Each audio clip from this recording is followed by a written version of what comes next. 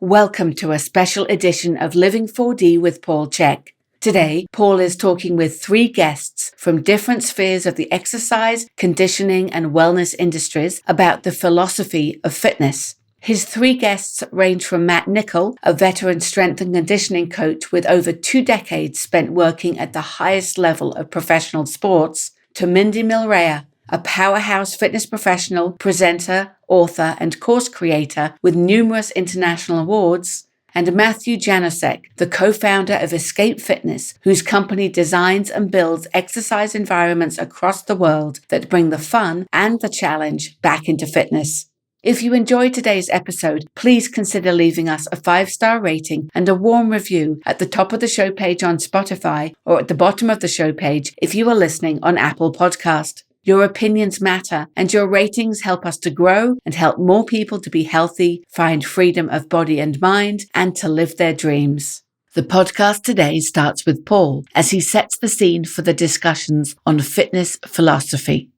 Hello and welcome to my podcast on fitness philosophy, where I share my philosophy of fitness and that of other experts I've selected because of their depth of wisdom and experience in both the health and fitness industries.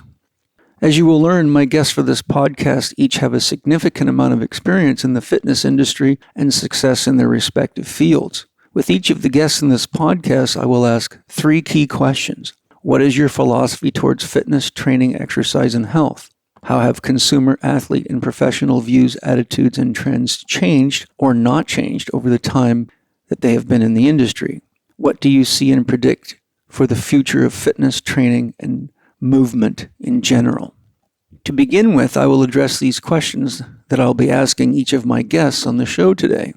To start with, I feel it is important to explain what a philosophy of fitness is. The word philosophy is Greek in origin and means philos, or love of, and sophy means wisdom, skill, knowledge, or experience. Therefore, I will begin by sharing my love, wisdom, skill, knowledge, and experience of fitness, exercise, movement, and health, and my special guests will follow, offering their unique insights. My philosophy towards fitness, training, exercise, and health. First and foremost, my philosophy of fitness and health is that our intention towards fitness development activities should first and foremost be directed toward creating meaning in our lives and should have an aim or a goal, even if the goal is to have no goal, such as when using fitness as a form of unbound play. The goal of unbound play being to detach from the outcome, but engage fitness as a means of stress-free creativity. I feel that our fitness and health activities should be meaning-making for us because whenever we engage something meaningless to us, our heart is never in it. Some of the ways I find fitness to be equated with meaning in my life are: fitness is an essential means of keeping my body healthy, and I feel that is a good goal for everybody. The cost of not keeping your body healthy from a monetary perspective can be tremendous, but we shouldn't limit our definition of health to that of the body alone, for the fitness of our body is mirrored in our emotional, mental, and spiritual fitness.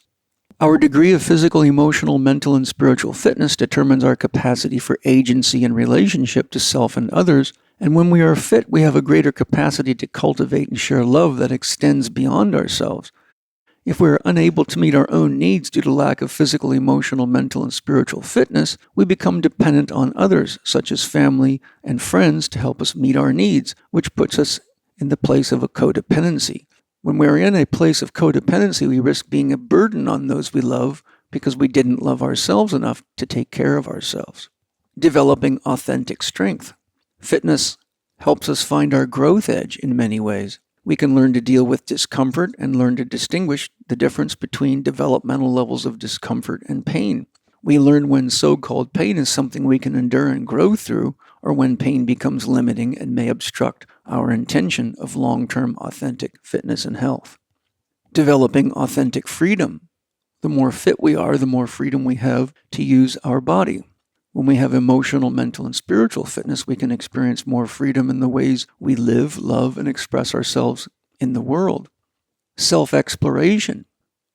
Fitness and health development is a fantastic means of challenging ourselves and seeing where we are naturally strong or gifted and where we have room for growth and development. I have learned a lot about myself from engaging in high-intensity weightlifting, lifting stones, being involved in competitive sports, martial arts, and being on jobs that required a tremendous amount of strength and endurance, such as working in logging camps, on drilling rigs, being a stonemason's apprentice, clearing land, farming, being a soldier, or working long, hard shifts on a fishing boat. My injuries and health challenges taught me to pay attention to what worked to help me heal, what didn't, and to continually explore new and alternative ways of developing or healing myself. Developing discipline. Naturally, depending on the events of our life at any given time, or our psychological disposition to the demands of the type of exercise we are engaging or the type of health challenges we are working through, our mind may start generating excuses as to why we should skip our exercise commitment at any time or not follow through on the changes we need to foster health. I have found that accomplishing anything meaningful in life does require discipline. When we lack discipline, we are less likely to create what we want in our life. Naturally, if we can't rely on ourselves, our lack of self-reliance, discipline, will express itself in relationships with others. Developing creativity. Fitness and health pursuits are an excellent means of expressing our creativity. Creativity, as Einstein said, is more important than thinking. This is because solving real challenges, inevitable in life, requires creativity. The more creativity we have when designing our own health or exercise plan or program, the more versatile we become through engaging multiple options. Because there are literally thousands of ways and types to exercise, ways to eat, nourish ourselves, and heal, being creative makes it more fun, more likely that we will continue for the long run, and helps give us more of what I call movement nutrition.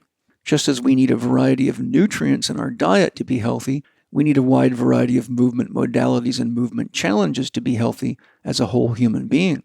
Sadly, I came across research many years ago while writing my book, How to Eat, Move, and Be Healthy, that showed that the average person today only knows between 6 and 12 exercises. That was quite a shock to me. Another study, completely independent of this study on exercise, surprisingly, showed that the average person today only eats 6 to 12 foods throughout their lifetime. When you consider the diversity of environments we engage, both indoors and outdoors, the unexpected demands on our body that having children brings, the changes in the environment during different seasons, or how our job demands change, having adequate movement, nutrition, and variety in sustenance becomes one of the best forms of health insurance that there is. If I were to make a relatively concise statement as to what my philosophy of fitness training and health is, I would describe my philosophy as follows. Fitness, exercise, and health are essential aspects of well-being. Well-being is a state of being grounded in one's center or self, such that they are capable of expressing their creativity, engaging the challenges of life with a willingness to learn, grow, and have more to give back to life. Now, that's a short, concise statement of my own philosophy of fitness, which includes health, so I'll share it with you once more. Fitness, exercise, and health are essential aspects of well-being. Well-being is a state of being grounded in one's center or self, such that they are capable of expressing their creativity, engaging the challenges of life with a willingness to learn, grow, and have more to give back to life. In response to the question, how have customer, athlete, and professional views, attitudes, and trends changed or not changed over the time you've been in the industry, I will share what I've observed. I have observed that within the public sphere, there hasn't been a noticeable change or increase in the number of people that value and use exercise as an integral aspect of their living philosophy in the 38 years I've been in the health and exercise profession. Many years ago, I came across research by Michael Mogadon, who has a master's in public health. His research identified that only 8% of men and 3% of women worldwide do any form of regularly scheduled exercise, which included even walking a dog. Sadly, I haven't seen the actual percentage of the worldwide population that does any regularly scheduled exercise change. With regard to health, sadly, if you look at the statistics of chronic disease and early mortality as a result, we are witnessing the progressive degeneration of the human species right before our eyes. Clearly, our views and practices of health and exercise, so often backed by science, in air quotes, have not improved our health when analyzed globally. In the time I've been in the health and exercise industries, I've seen the gym scene go from mostly free weights and some old-style cable machines with very little cardiovascular equipment to a tremendous focus on isolation of the body parts coupled with an addiction to cardiovascular exercise.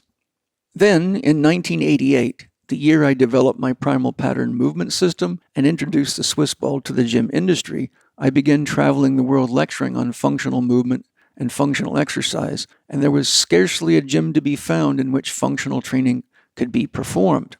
Over the next 20 years, I would watch the progressive transformation of the gym industry from one in which isolation machines were replaced by training with functional movement patterns and a return to traditional free weight training. The use of medicine balls, cables, balance apparatus, club bells, and other such functional training tools exploded on the scene once there was enough public education to cultivate a market for such approaches.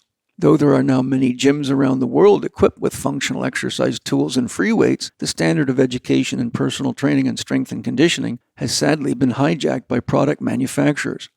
Where education conferences for health and exercise professionals were once inspired by a diversity of high-quality educators with a variety of skills and teachings, and presenters were paid anywhere from $50 an hour to $1,000 an hour depending on their qualification and capacity to draw large crowds, most health and exercise conferences today do not pay educators. In actual fact, with the exception of keynote speakers, they charge them a fee to present at conferences and generally want them to become sponsors of the conference.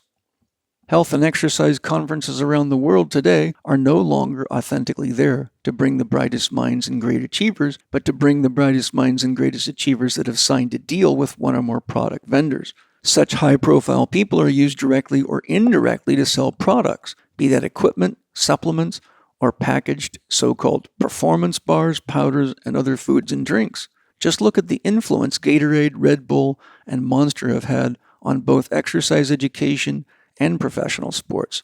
Look carefully at who sponsors the Olympics, and you will see glaring examples of what I have witnessed and what I am referring to. Sadly, I've seen the entire health and exercise industry go from chasing get strong, get fit, get slim, quick pills and gimmicks to more of the same. The only difference is that now much of the get fit, get slim, get healthy quick gimmicks include electronics. We now have a massive biohacking industry that makes all sorts of promises to those without the depth of wisdom to realize the ramifications of relying on electronic gadgets. To be fair, there has been some progressive growing interest in the awareness of whole food eating among regular exercisers, but the percentage of people eating organic food worldwide hasn't changed since I began writing my book, How to Eat, Move, and Be Healthy, around the year 2000. It was 4 to 6% of all food consumed, and now it remains exactly the same 22 plus years ago. What people fail to comprehend is that each time you use an external device to tell you something about your body or your life that you should be able to monitor and respond to yourself, your awareness of and capacity to respond to any such aspect of your body or mind diminishes. Soon enough, if your batteries die or you forget your biohacking device, you are like a child lost in the woods that has no internal compass. Additionally, all such devices are based on research on broad populations, and then algorithms are used to build averages or so-called norms. Yet, we are as different on the inside as we are on the outside. As I often tell my students, you could have a 10-ton stack of rocks with an average weight of 2.2 kilograms, yet weigh every single stone in that pile and find not one single stone that weighs 2.2 kilograms. Therefore, I must ask each of you, are you average, the norm, or are you a unique individual with unique needs? I have watched as medical corporations have not only progressively invaded the health and fitness conferences, but the public marketplace. We have seen just how far the medical corporations are willing to go with COVID. If you look at what the tech wizards and those organizations behind them are planning, it's biohacking on very powerful steroids and includes the implementation of electronic devices right into one's body, which means that at some time soon we will all have to decide when one is no longer human, but transhuman. I have seen no change in the standard of education required in most countries, and where education standards have been implemented, in all cases I've seen, they have been significantly influenced by medical corporations and equipment manufacturers. A perfect example I can offer is implementing the idea that one must do cardio fitness to have a healthy heart versus getting functional fitness and keeping your heart healthy by using functional exercise patterns to do strength endurance or endurance exercise. For example, it's doubtful that any construction worker, farmer, or furniture mover's heart will be any healthier because they ride a spin bike or use an elliptical trainer than it would be from functional exercise necessitated by their work environment. If you subscribe to evolutionary theory, we spent some 2 million years evolving in nature without a single treadmill, spin bike, elliptical trainer, VersaClimber, etc., and it wasn't until we started eating low-fat diets and adulterated fats that heart health became an issue. It's never been a lack of aerobic exercise that was the issue, but a lack of exercise and common sense dieting across the board that contributes to heart disease, let alone the mental, emotional, and lifestyle or work stress component that the medical system fails to address to this very day. The drive to sell exercise educators and gym owners to buy and use massive amounts of cardiovascular equipment to improve heart health is no more true or effective than the low-fat diet approach to heart health was. But both have made billions upon billions of dollars for those profiting from this program belief. To summarize what I've seen in the health and exercise industry in my 38 and soon-to-be 39-year career as of January 2023, is that those that are naturally driven towards excellence in what they do and have a capacity for thinking for themselves and coming up with viable solutions have been and always will be the real leaders.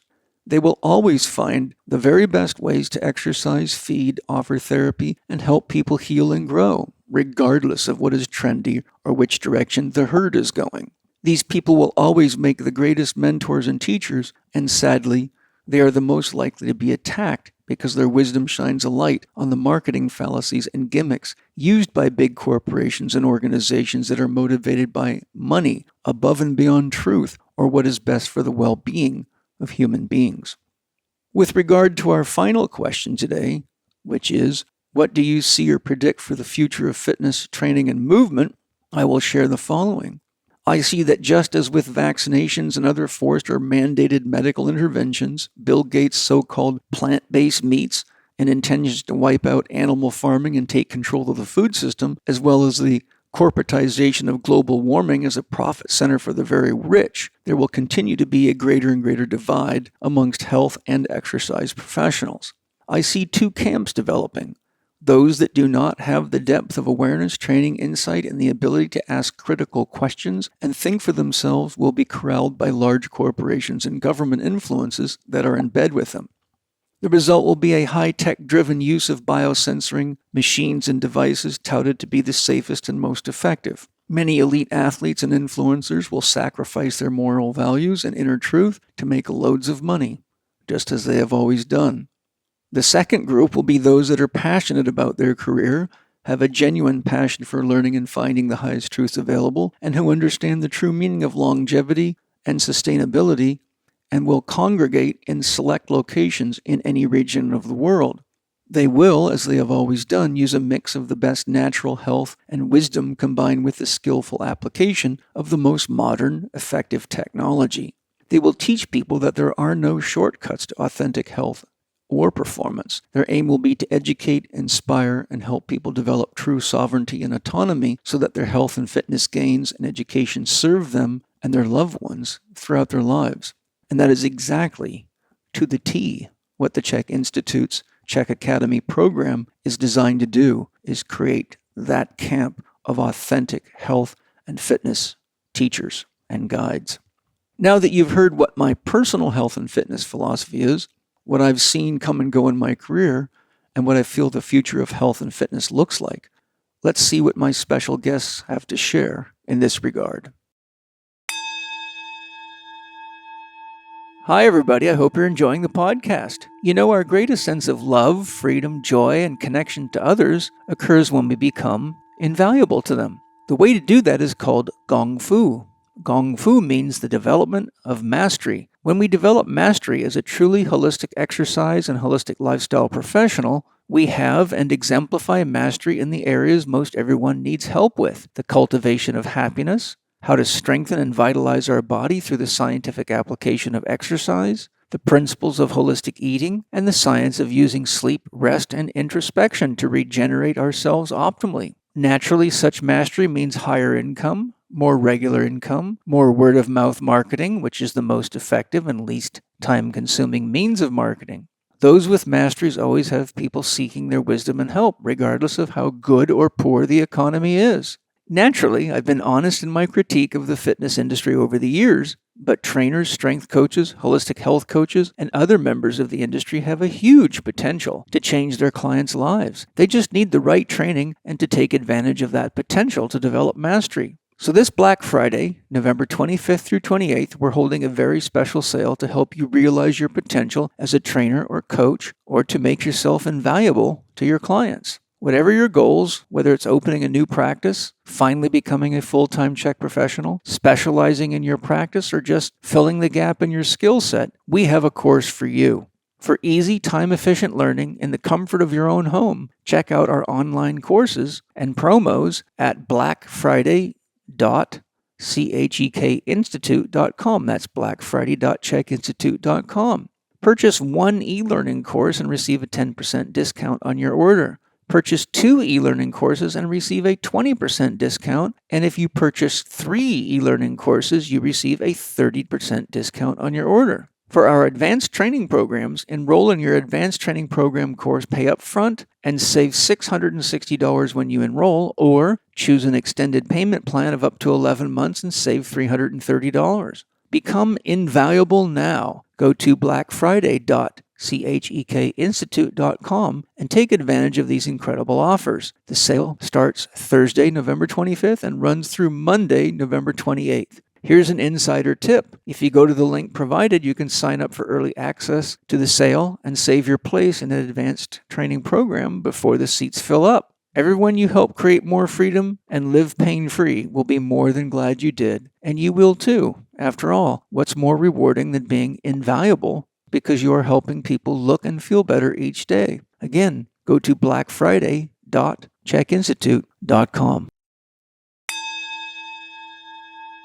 Paul's first guest is Matt Nichol, who has been working with professional and Olympic athletes for over 25 years, including numerous world champions, record holders, and Hall of Fame athletes from a wide variety of sports. Matt is an industry leader in hockey conditioning and hosts Canada's premier summer off-season hockey camp for top NHL players. Outside of his work in athletics, Matt has founded, directed, and partnered with several innovative companies in the health and wellness space. Most notably, he was the founder and product creator of BioSteel Sports Nutrition. My next guest is a longtime buddy of mine. He was a student of the Chek Institute many years ago, in the beginning, actually, of the Chek corrective and high performance exercise program. Matt Nichol is here with us. Matt, welcome. Thank you. It's an honor and a pleasure. Thank you. And Matt has a long history of training professional athletes, Olympic athletes. He's been a strength coach for multiple professional sports teams, including the Toronto Maple Leafs. Matt, you were the strength coach for the Maple Leafs for what, 12 years or something like that? About 8 years. 8 years. And Matt and I have worked together over the years on various clients, and I consulted with him for the Maple Leafs at one point, and he still lectures and is very dialed in with what's working and not working. So I couldn't think of a better person to talk to about the topics at hand today for this podcast. So Matt, what is your philosophy toward fitness, training, exercise, and health? If you could sort of summarize what's your way of philosophizing that, or how you see this in your life and in your profession, in your career, like when you work with athletes and people like that? Well, I mean, my philosophy was shaped in large part through your teachings, Paul. Obviously, you know that. And I think that for many people, for many trainers that might be listening to this, is sometimes they think there's a philosophical decision to be made, whether when you're training a professional athlete, are you going to do what's best for their health and wellness, or are you going to choose to do what's best for performance? But I learned a long time ago, again, many thanks to you for that knowledge, but they're one and the same, is that you really can't achieve optimal performance without improving health or trying to optimize health. And even if you could, it's certainly not the right decision for that person. If you think about why you got into this business, or at least why I got into this business in the first place, it was to truly help people, not just to be better at sports, to score more goals or touchdowns or baskets, but to actually, become the best version of themselves. And knowing that that's the case, then obviously I'm going to try to achieve that optimal performance by optimizing their health and wellness. Yeah. How do they receive that? Because, I know in my career, you get young male athletes, especially, that are, they want to take any shortcut they can, from pills and gimmicks to testosterone boosters to steroids of any type they can get their hands on. So I've had situations where they sort of weren't interested in the holistic route. They just want to do anything to win and don't have enough depth or life experience yet to realize that gives short-term gains, but could end up shortening your career. Have you run into any challenges like that? Yeah, absolutely. And it's, you can always point to examples. And I remember, having this exact discussion with you probably 25 years ago. And you pointed out to me that, George Burns smoked cigarettes until he was 90 some odd years old. But it's probably not a good idea, to smoke cigarettes unless you're quite certain that you have the exact same copies of genes that George had. Then probably it's wise, if you want to play the odds statistically, you probably shouldn't smoke cigarettes. It's probably not good for you. So I think with athletes, it's obviously you're dealing with the top 1/100th of a percent of the genetic population. These are the cream of the crop, genetically speaking. There are certainly outliers. There are lots of guys and girls that don't have optimal diets and they still look great. And they still perform well. But my question is always to them, okay, that's even for those people, I would say that's cool, but how long do you want to perform at this level? 2 more years, 4 more years, 10 more years? Because, generally speaking, and you can always, all the contrarians out there, and there's lots of them these days. They're coming out of the woodwork on every topic. Someone is always really excited to point out, what about so-and-so? He eats cheeseburgers or he does this or that. Yeah, absolutely. There are outliers in every situation. But for the other 98% of them, I'm not saying perfecting. I'm not even necessarily saying optimizing, but moving on a pathway to optimizing your health definitely will help increase your longevity. There's no question about that. And I think in many, many cases, it does improve performance. It's not always in the objective, short-term, obvious ways. That's the hard sell. But I don't think I think I have developed with most of my athletes a fairly good rapport, and I think that it's easy to say, okay, well, if you sleep 8 hours tonight and you've normally been sleeping 5, I can't promise you that you're going to be stronger, faster tomorrow. But I think it stands to reason that if you do sleep better more often than not, it kind of just makes sense. You're probably going to be better off, and I think that's an easy sell. Yeah, and it's also common sense. I mean, all you got to do is say to someone, do you notice a difference in your training when you're jet lagged? And I've never met anybody that says they feel the same when they're jet lagged. Well, absolutely. That's basically sleep deprivation. So yep. Sleep deprivation ultimately equals performance deprivation, because sleep is how we accumulate energy. Yep. One thing you helped me with probably more than 20 years ago now is when I came into the Toronto Maple Leafs. Our nutrition, and we didn't have a nutrition plan. We had, sometimes they had some food provided, not often. And when it was provided, it wasn't of high quality. And it was a struggle at first, and I was pretty militant at the time about everything having to be, free range, organic, yada, yada, yada.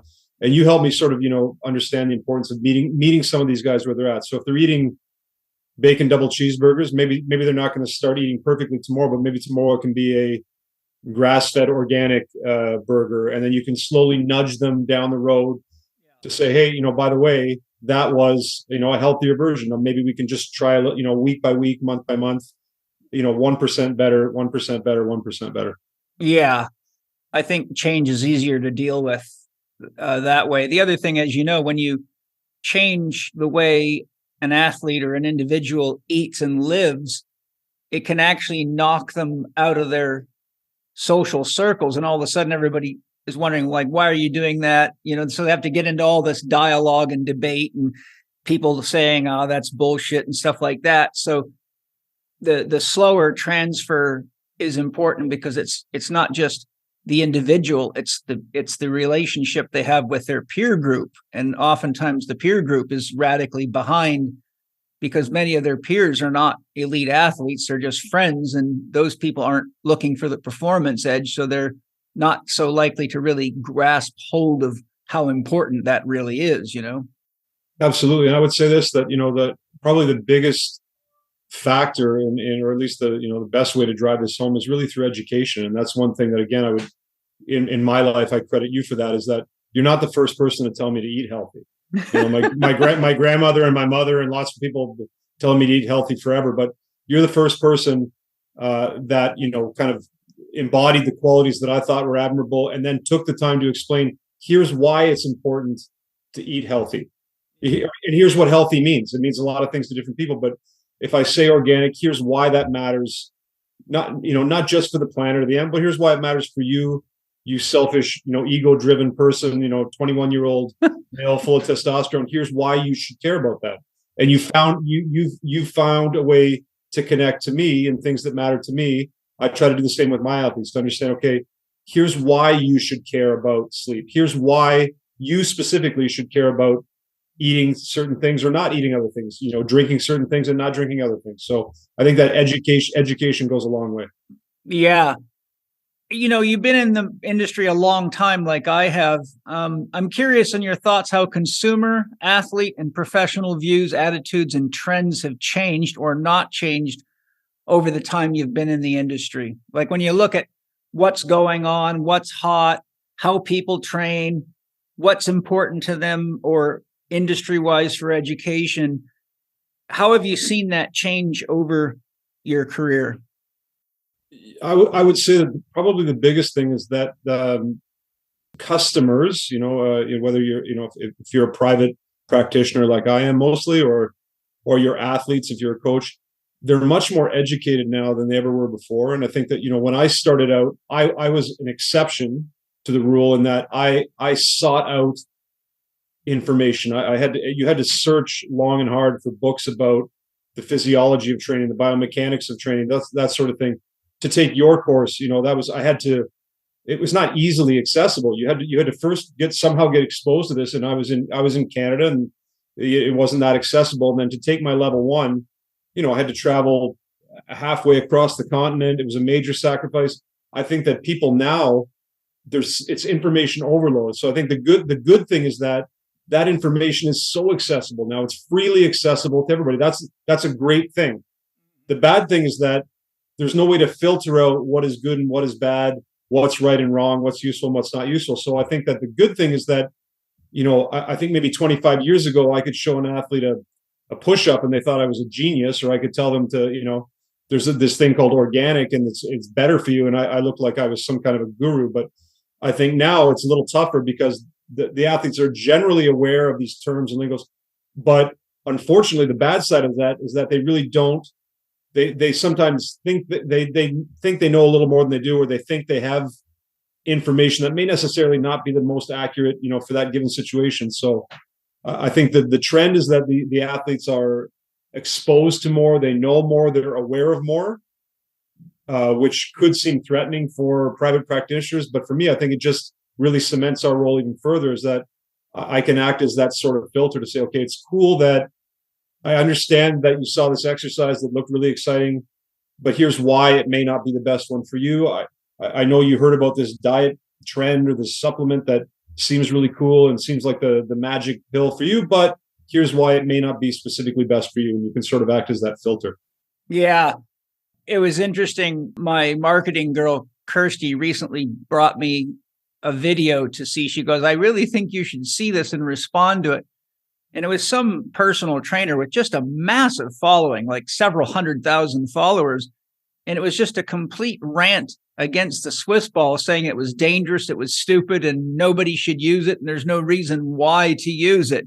And I looked at that and I'm like, how in the world does somebody giving such bad information get that many followers? And she said, well, you'd be surprised how many just like that do have huge followings. So I created a little wake up to reality post on that and shared it. And I don't follow these things, because I don't have time to be living on social media like so many people seem to. But I'm just reiterating your point that there is so much information that a lot of people, athletes and just general exercisers or anyway, they could lock on to a guy like that and really believe that. and get terribly, terribly misled. And then you have other people saying things like the foam roller is dangerous. And I'm like, oh my God, well, everything in the gym is dangerous if you don't know how to use it. So. Exactly. I think there was a time, if we went back 25 years ago, if somebody genuinely had a large following of people, you kind of had to put up or shut up. If you had a following of people, you either had to, embody those principles. You had to embody the results that people were looking for, which then to me still doesn't qualify you as an expert necessarily to help others. But at least it might be attractive to some. But then someone like yourself, to have numerous clients year after year, different walks of life, different sports, that was your walking, living, breathing testimonial. So that would earn you a following of people. Now I can go on social media and I can buy 100,000 followers tomorrow. So and I think that we're so persuaded by the celebrity culture that you see that this person has 100,000 followers and you assume, well, they have 100,000 followers, they must know what they're doing, they must be good. But that's not necessarily the case. You really don't know if that person has helped anybody else, if they've helped multiple different people, and have they helped anybody like you. That's probably the most important thing. Yeah.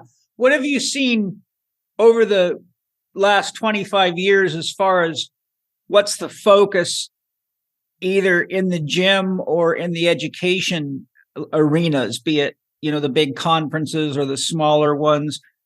How have you seen the way personal trainers and strength coaches and exercise professionals relate with clients or develop themselves or focus on what they think is important change?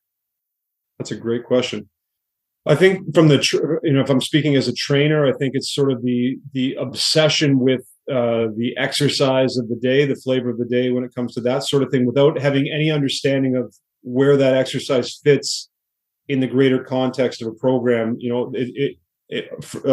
How it fits today, but where does that fit in with this microcycle and the mesocycle, the macros, and where does it fit this year with the training? Where does it fit over the next 4-year period?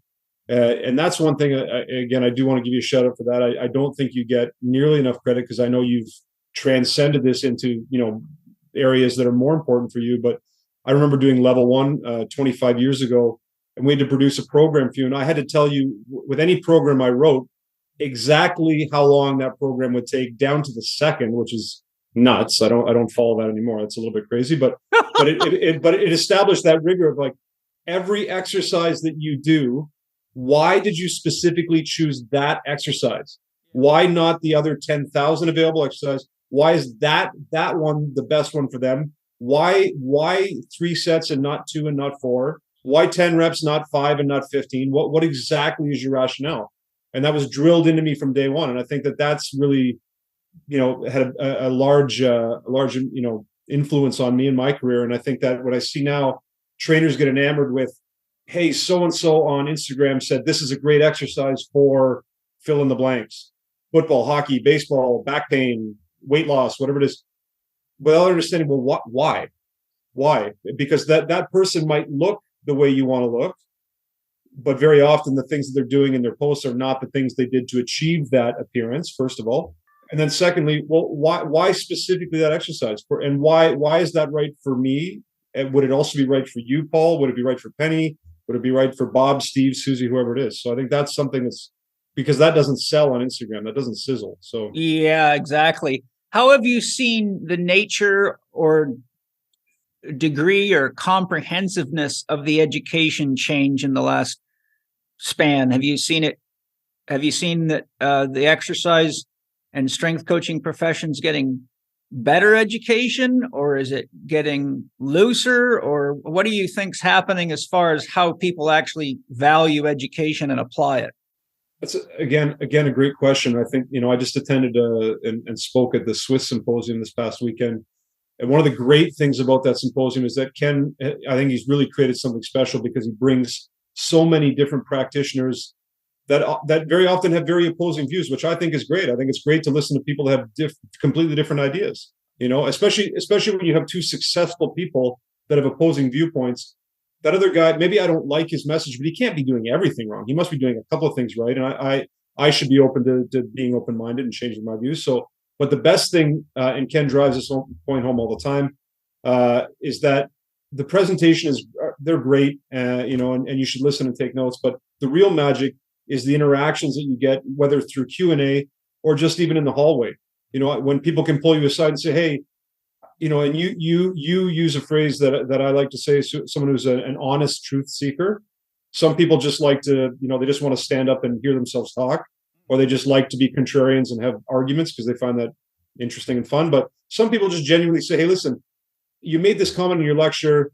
How do you actually apply that? Here's what I do. And I had amazing conversations with people in the hallways. And that's stuff that you just can't do online. You can't do on Instagram. And I think that it's partly COVID driven, but I think a lot of people, there's a lot of reasons for business why it's good to scale your business online and to do virtual things like that. But I think the one thing that is missing now that hopefully comes back is that human interaction. I don't know that I would have gotten as much out of my education with you if it was all just online. I think there is an importance to be able to interact, and even if it's not interacting in the classroom setting, that's fine. But when they're done their education with you, even if it is online, which I understand is completely necessary sometimes, I get it, but having some network to go back to, and for me it was myself and Rory Mullen. I would spend a week or two with you, and then I would come and I would just download everything with Rory, and we would workshop it, and we would go through it, and we would grab our athletes and say, hey, we did this really cool course. Let's see exactly how this applies. I think that's the piece that's missing. People assume that I can watch a 30-second video on Instagram and I'm going to install it today without understanding all the rest of it that goes with it. Yeah. Very, very important observations. It is a very interesting situation with everything going digital. We've had to put a lot of stuff online simply because the cost of traveling, the hassles of traveling Absolutely. from COVID. But we still have mentorship programs, and they have to come for live tests. They can't pass tests that are key marker tests. They have to be there physically present for hands-on testing so that we don't lose the quality of education that we provide. Hi, everybody. I'm super excited to tell you about Organifi Gold Chocolate, something that is very tasty and that my kids love. Organifi Gold Chocolate is a superfood hot chocolate healthy enough to drink every day. In fact, multiple times a day if you want. In fact, unlike most chocolate drinks that stimulate you and may disrupt your sleep if consumed after about 4 in the afternoon, my kids drink it right before bed, and unlike chocolate in general, it actually helps them sleep. Organifi Gold Chocolate doesn't include blood sugar spiking ingredients like other hot chocolate alternatives, leaving you feeling good about indulging in this healthy chocolate beverage. It was formulated to deliver the same amazing benefits as Organifi Gold, but with a delicious chocolate flavor to help curb those holiday cravings, which we all seem to get. Some of the key benefits of Organifi Chocolate Gold, or Gold Chocolate, is that it has 10 superfoods for rest and relaxation, 100% USD organic certified, tastes delicious in warm water and amazing with milk or milk alternatives, promotes and supports relaxation so you can fall asleep with ease, supports a better night's rest so you wake up refreshed, and promotes a healthier response to stress and gives calming support. As you know, what most people reach for when they want something super tasty and enjoyable is generally not healthy, but that's not the case with Organifi Gold Chocolate, which is USDA certified organic, certified gluten-free, and certified glyphosate residue-free, which is very important, dairy-free, which is great for guys like me, soya-free, which is very important, vegan, non-GMO, and clinically proven ingredients, 100% organic whole food, which means it's great for everyone. Save 20% on your purchase of Organifi Gold Chocolate by using the code capital C, capital H, capital E, capital K 20. That's Chek 20 on checkout. Go to Organifi.com, Organifi.com/Chek 20. And again, for your 20% Living 4D discount, use the code Chek 20 in all caps. Enjoy Organifi Gold Chocolate. What do you see or predict for the future of fitness, training, movement in general? How do you see things moving forward over the next 2, 3, 5, 10 years? Well, I think, one of my professors, when I was doing my master's degree, Tudor Bompa, he used to have a saying that I loved. Anytime I would get so excited about I was one of these young guys, like the Instagram coaches now.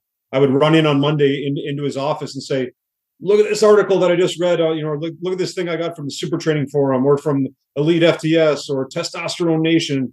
And he would always look at me kind of probably with disgust, but he had this look and he would just say, this year they wear the skirts up to here.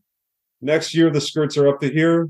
Then they're back down to here. And it probably was funnier in Romanian, like in his head. But the point being, these trends, they come and go, and there's certain principles that are eternal that you just have to learn to embrace. I think that I see, whether it was COVID driven or whether it's just the digital age, everything going online, which is great for so many reasons. It makes it accessible everywhere. It's all kinds of people. I think that there's so many good things about that.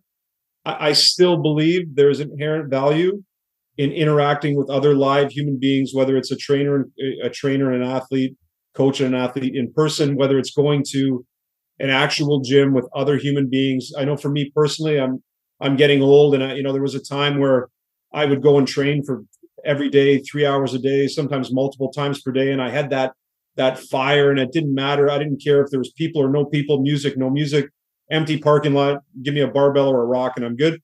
I'm at the age now where that social aspect is good. I'll meet, Ken Kanakin and I will get together and we'll lift together. And probably in 2 hours, we probably do 15 minutes of quality work and an hour and 45 of flapping our gums and, but that's part of the, I enjoy. And there's times that you and we've trained together many times.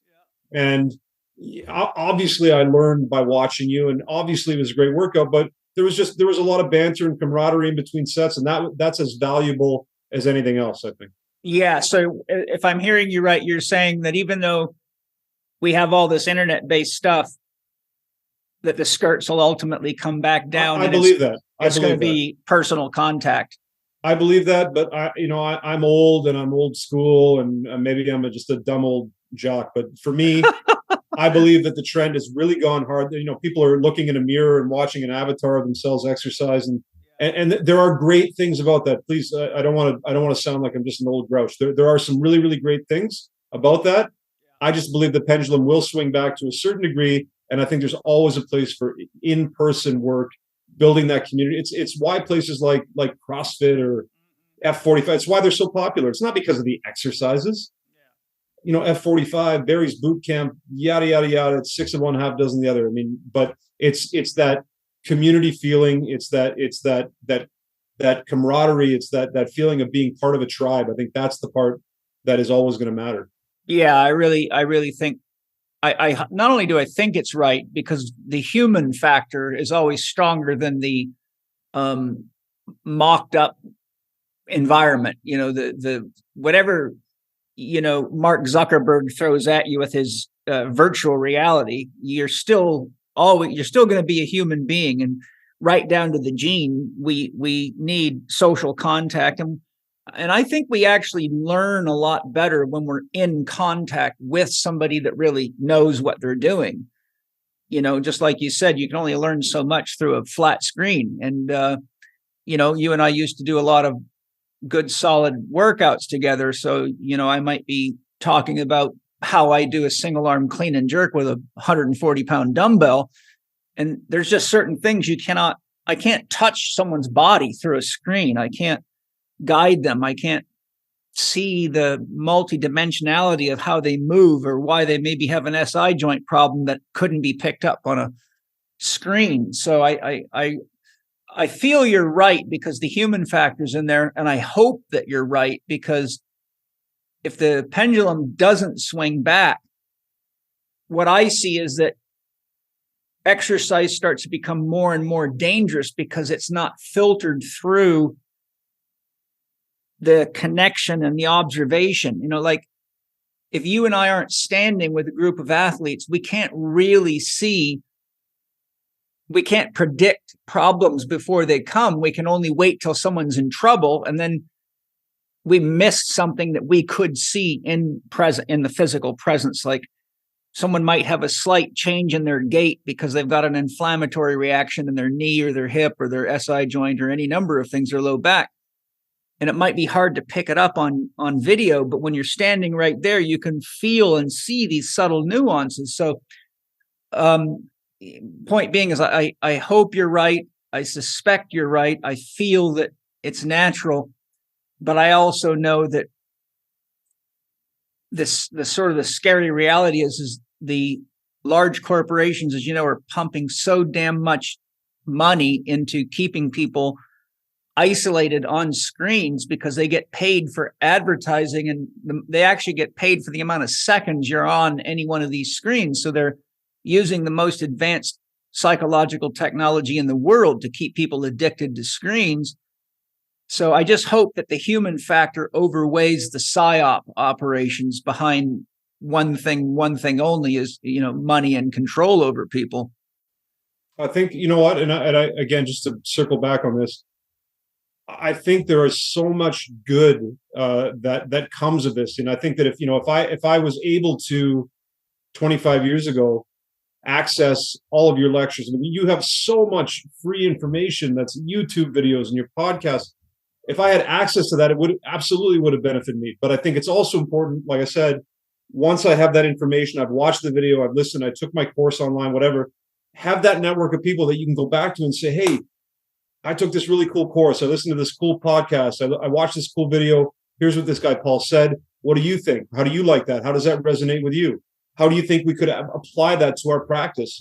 Can we do all of it? Do we start with a little bit? I think that the reality, I mean, it's an obvious reality that having this stuff is good to have access online. I think it's a good thing, but I don't think it should ever be an either or choice. I think you always have to have that human interaction, that community aspect of what we're doing.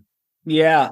Well, I really appreciate your sharing with us, Matt. You do have a lot of experience. You have seen a lot, and you've trained a huge amount of professional athletes. So it's by no means a question of whether or not you have your finger on the pulse, which is why I wanted to talk to you. So thanks for joining us, and I look forward to speaking with you again whenever we can. Where can people find more about you and your offerings and whatever else you'd like to share? Sure. I mean, I'm not super active on social, as we've probably just covered in our talk, but I'm on Instagram, I'm on Twitter, Matt_Nichol on Instagram, or just my name, www.mattnichol.com on the internet. And I'm happy to answer questions if people have if there are any truth seekers that have very, short answered questions, happy to field those anytime. And if they need a little bit more information, then we can look at that too. Right. And can people still sign up to train with you if they're local to you? Yeah, absolutely. We've got a large staff here, lots of coaches, fantastic therapists that can always help. And if they do need specifically me, which I don't know that's necessarily always the case. I have lots of great coaches, but if they do, that's always an option. And just for the audience listening, where are you located? Sorry. Yeah, I guess I should have started with Toronto, Canada. Okay. Great. Well, thank you, Matt. I really appreciate your support, your help, and your friendship for all these years. You're always my buddy, and I always look forward to any chance to hang out with you, no matter whether it's digital or in person. Oh, it's an honor. It's an honor anytime. Next, Paul talks with Mindy Mylrea, whom he has bumped into at almost every fitness conference he has ever presented at.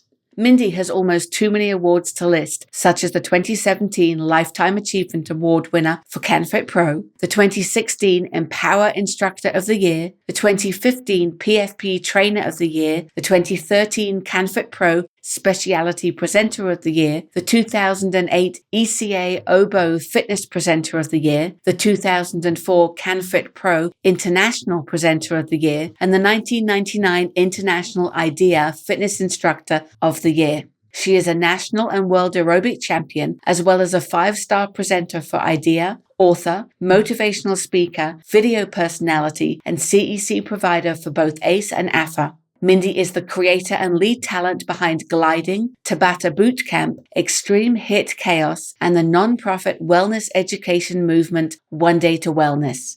She is a master trainer and on the pro development team for Schwinn Cycling, Body Bar, and Bozu. Mindy has authored numerous articles and has starred in over 1,000 instructional videos. Most recently, she is the author of the book, The Plant-Powered Penis.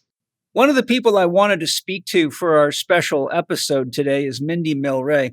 She's been in the industry as long as I have. In fact, we just were chatting, and she's She's about a month or so older than me. So we've both seen a lot of things come and go in our careers. And I really wanted to share her with you because she's always been super fit, super on top of her game. She's very hip on nutrition, and I've seen her at too many conferences to even remember. And I know that she's the real deal. So, Mindy, welcome. Well, thank you, Paul. As are you the real deal. Thanks. Well, I've kind of proved the test of time. That's for sure. Both of us have. That is true. I wanted to talk to you about your philosophy towards fitness training and health, but I thought maybe just for the listeners to get a sense of who you are, you could just give us a overview of your background and what brought you into the industry and anything you'd like to share in that regard. Well, what brought me in? Well, sort of by accident, actually. I was in New York City. I was going to be an actress. I was going to be Peter Pan on Broadway. And to get myself through college, I taught fitness, but I taught fitness way before it was even a thing. Group exercise wasn't around. I started teaching when I was 17, sort of mother-daughter disco, actually. And then I went to visit my parents and I noticed there was this aerobic champion or this aerobic competition or group exercise, whatever you want to call it, in a bar. And you could win a $5,000. So I entered this competition in a bar and I won. And way back when, everybody's smoking in the bar. So you can just imagine the scene. All these people are smoking and you're doing high leg kicks for 30 minutes. And it was definitely my first initiation into anaerobic training. So from there, I went on to win the World Aerobic Championship in, I like to say 1947, because it seems like such a long time ago, but that was 1991. And that opened the door for a lot of sponsored opportunities at conferences where I was the leader of the Spalding Sport Rope. I made a whole program out of jumping rope with a large weighted rope. From there, I created the gliding discs. I'm an infomercial host. I have 2 patents in the United States Patent Office with gliding. Created a lot of boot camp. My husband, I always wanted him to join me in business, but every year he would say, "Well, Min, we've got 3 kids that we're trying to put through private school or college or whatever it was." And he would say, "We just can't financially do it." And then I got my first infomercial gig and he said, "Well, you know what? I think we can do it." And he quit his job, joined me in business. He realized the fitness industry was not really back then the wellness industry. No. We were eating a lot of processed junk garbage. And he said, "You know what? I really want to make a dent myself." And he became a holistic nutritionist and he started lecturing on evidence-based nutrition.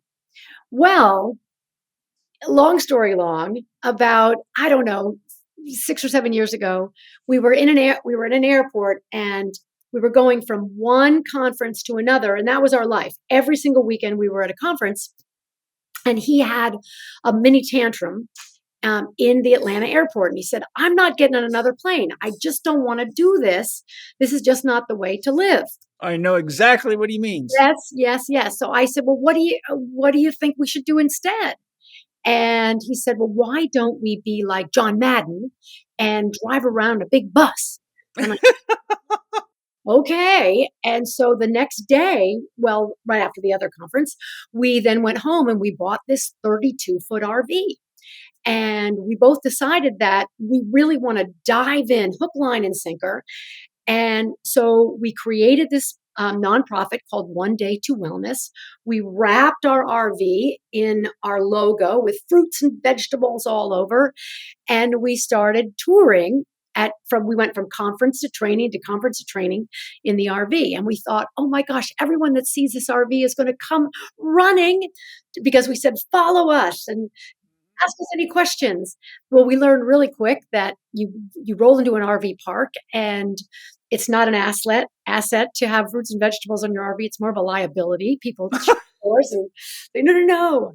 So we wanted to make a real dent with all populations, and hopefully we're doing that, but slowly. We're trying to really promote health and wellness, and that's why I'm so very excited, Paul, to be on your podcast, because I think the where you're steering is just the perfect opportunity for people to really hear where they should go with their careers and what they should be doing, and how we can really make a difference, not only in fitness, but also in wellness. And that's my whole goal, is to help people be well. Yeah, well, I as I've been saying for a long, long time, because as you probably well know, I'm very involved in nutrition, but very, very holistic, not chemicals and not formulas and things like that.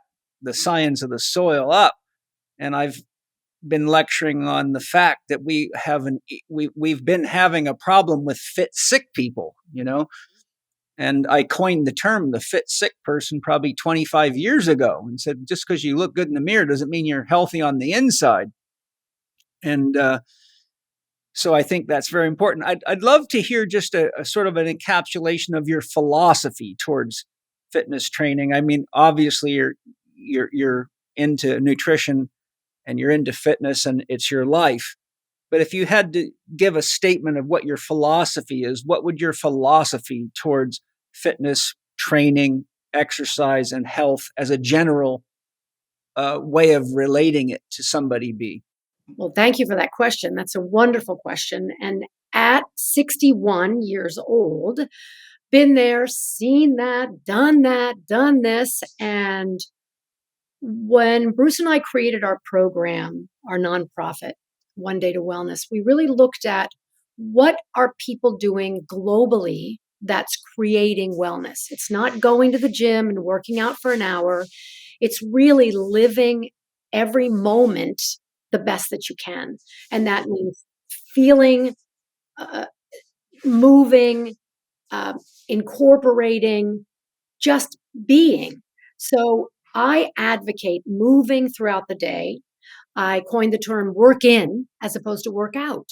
Oh, yeah, I did too. I didn't even know you even knew that. Well, you did you? Yeah, it's in my book, How to Eat, Move, and Be Healthy. I wrote that book, and I published it in 2004, and that's where I shared the work in concept. But I was writing it for 3 years, but I studied with Master Fong Ha because I was trying to find a way to get people to understand the importance of cultivating life force energy instead of burning themselves out with exercise all the time. So I spent time with a true master of Tai Chi, studied Tai Chi, got trained in medical Qigong, and I came up with the concept of working in, and I didn't even know you'd ever used that term. That's wild. Yep. So I lead a workshop at conferences called Creating the Work In, because as a trainer, you can only meet with your students maybe 2 to 3 hours a week. And then what do they do the rest of the time? And what happens is they get this licensing effect that we know what that is.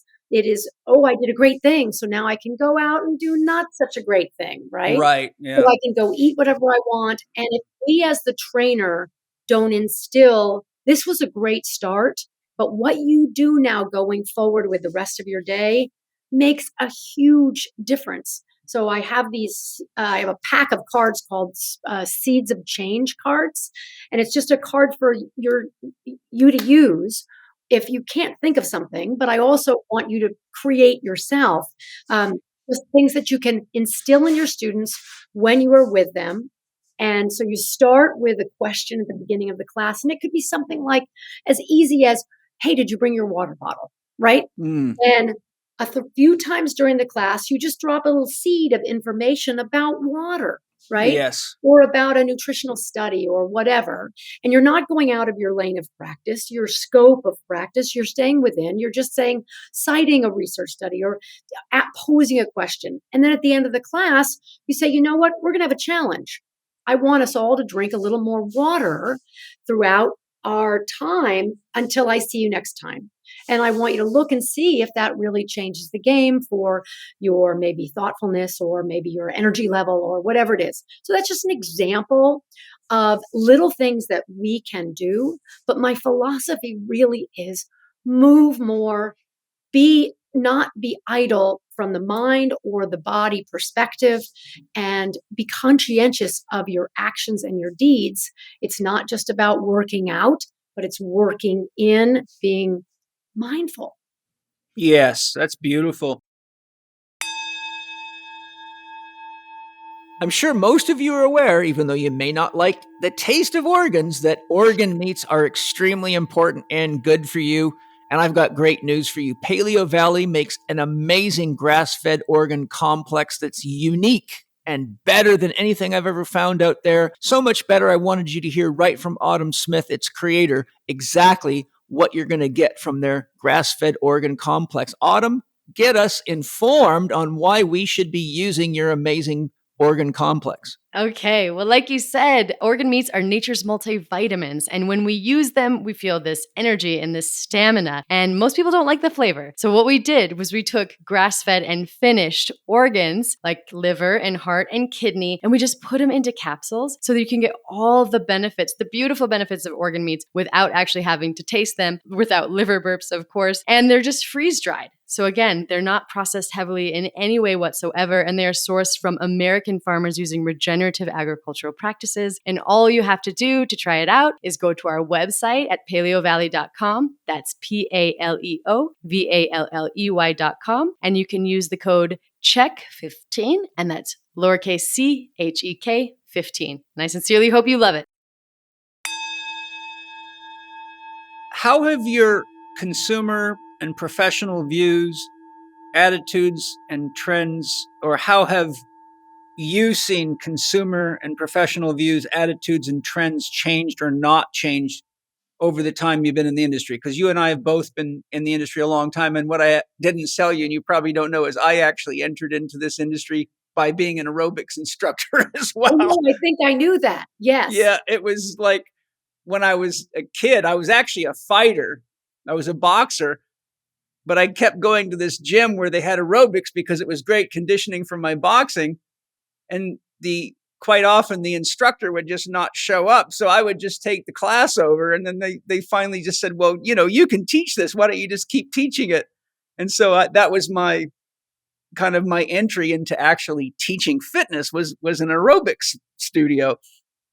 But because we've both been around for a long time, I mean, I've been practicing professionally since January 1984 as a professional.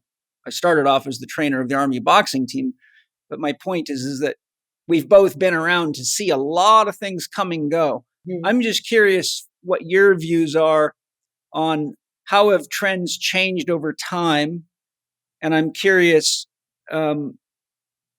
where do you think we're at now and where do you think we're going, which was actually my next question, but you can sort of package it. What have you seen come and go, and where are we now and where are we going? Everything comes and goes and comes back again. Yes. Yeah. So in trends in fitness and gyms, you're going to see step aerobics maybe come back. Not as big, but maybe come back. Zumba was huge, and now dance-based fitness is maybe making a comeback, but in a different way. So everything in some form or fashion comes back. What has changed, though, from the pandemic? See, pre-pandemic, we were very much in the United States, especially into boutiques, going to boutique gyms.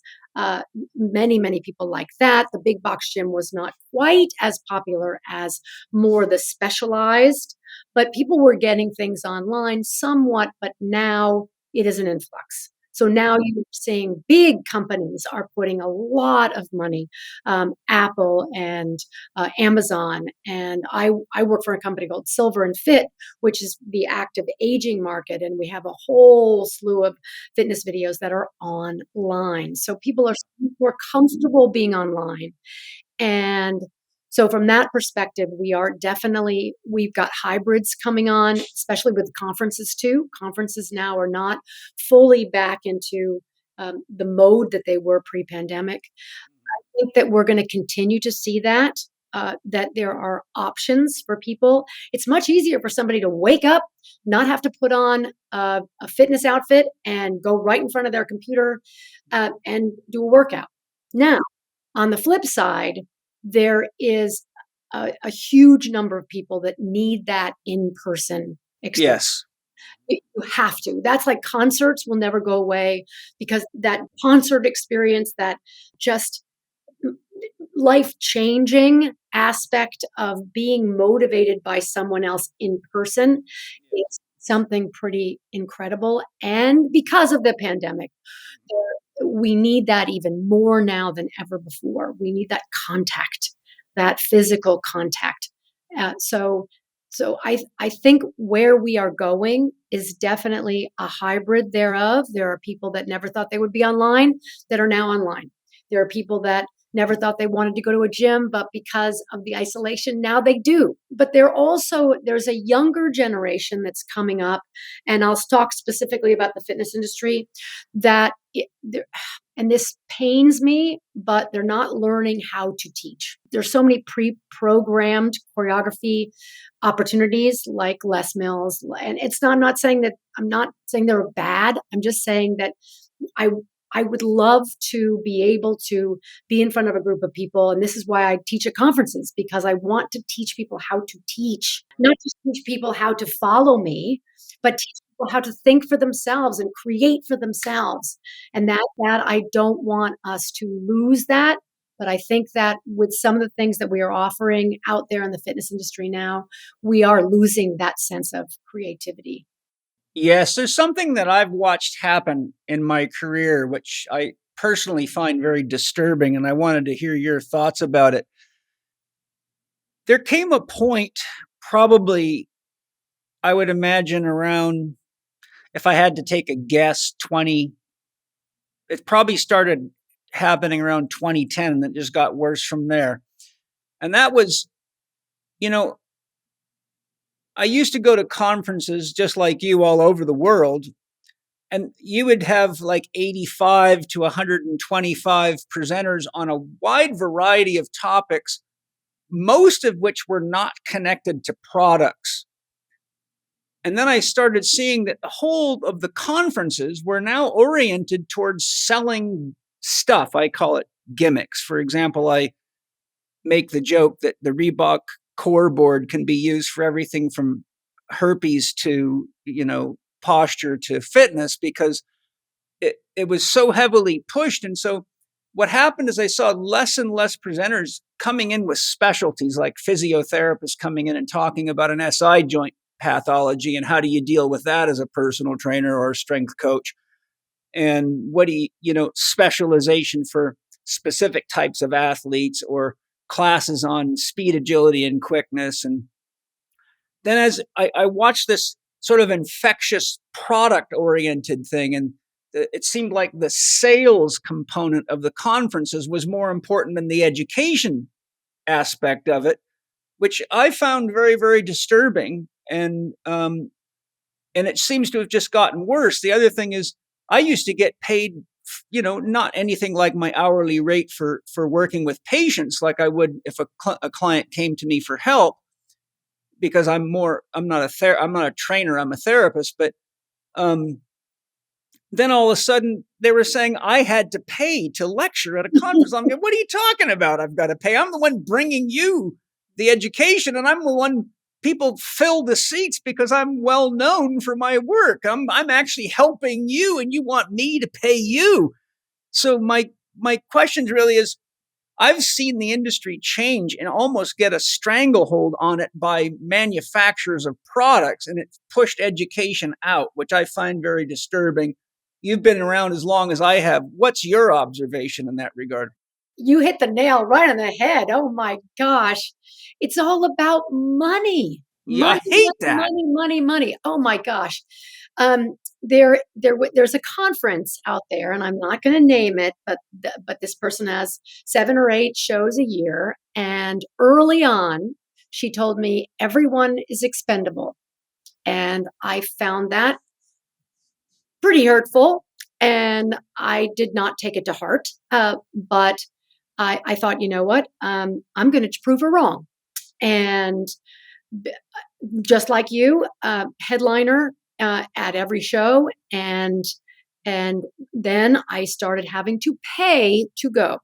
yeah, it's just crazy. There was a show right before the pandemic in Dallas. Bruce is sold out. All of his lectures sold out. He is so passionate when he speaks about nutrition. It's just so much fun to watch him, just like you. I mean, just passionate and speaks his mind and just talks about the science. And anyway, the uh, Texas Beef Council, apparently they were going to give this convention a lot of money to have a booth, but they had one stipulation, that Bruce Mylrea could not present. Oh, I've had that happen to me multiple times. So we were bumped off the schedule because this conference wanted the money from the Texas Beef Council. Paul, you see it everywhere. And it is the industry has changed so much that you are not getting the brilliant presenters that we used to, because the conferences aren't offering any money at all. That's just the way it is. And it's unfortunate because all these new instructors that are coming into the fitness arena are not getting these brilliant presentations because they are sponsored. Yes, and it's turning it into almost like a canned experience where you don't have, I'm a clinician. When I go to present at a conference, and as you probably know, I lecture at physical therapy, chiropractic, osteopathic, medical. I mean, Penny and I spent 25 years moving nonstop because I was in so many different industries, and my education system's multidisciplinary. We have everything from doctors to nurses to chiropractors to osteopaths to acupuncturists to truck drivers changing careers. And so because I'm a multidisciplinary presenter and a multidisciplinary teacher and practitioner, I wanted to make sure that when I'm presenting, I'm giving people in any of the industries an observation of how other people look at any one of these things, from back pain to athletic performance. And so, I tried to bring that holistic view so people learned how to recognize what you could do with somebody if you couldn't figure out what to do. And now when I would go to conferences and I just, it's almost like everybody's reading a script like TV announcers. You see these commercials where you see experts showing, like with COVID, every single TV announcer in the world was saying the exact same thing, which means somebody's controlling them that's even beyond government. And so I would go to conferences and I'm walking down the hall and I see people saying things, and I walk 2 doors down, they're saying the same things.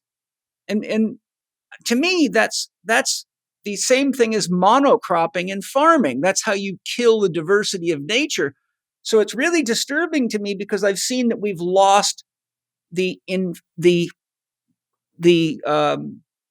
injection of novel ideas, novel concepts from very skilled and experienced professionals that used to get paid because they were successful and they were well known and they did get good results. And I think that's a very dangerous thing for not only the fitness industry, but for any industry. Mm-hmm. We've also gotten into a very vanilla state where we can't say certain things, and we should. My goal every time I was at a conference is to disrupt the system. Yeah, me too. I know. All you got to do is tell the truth, and you're a problem. Well, I just wrote a book called The Plant-Powered Penis. And I've been on a lot of podcasts where they don't allow me to say the P word. Oh my God. Even medical conferences. It's so funny. And I'll say, they know they have me on because of my book, right?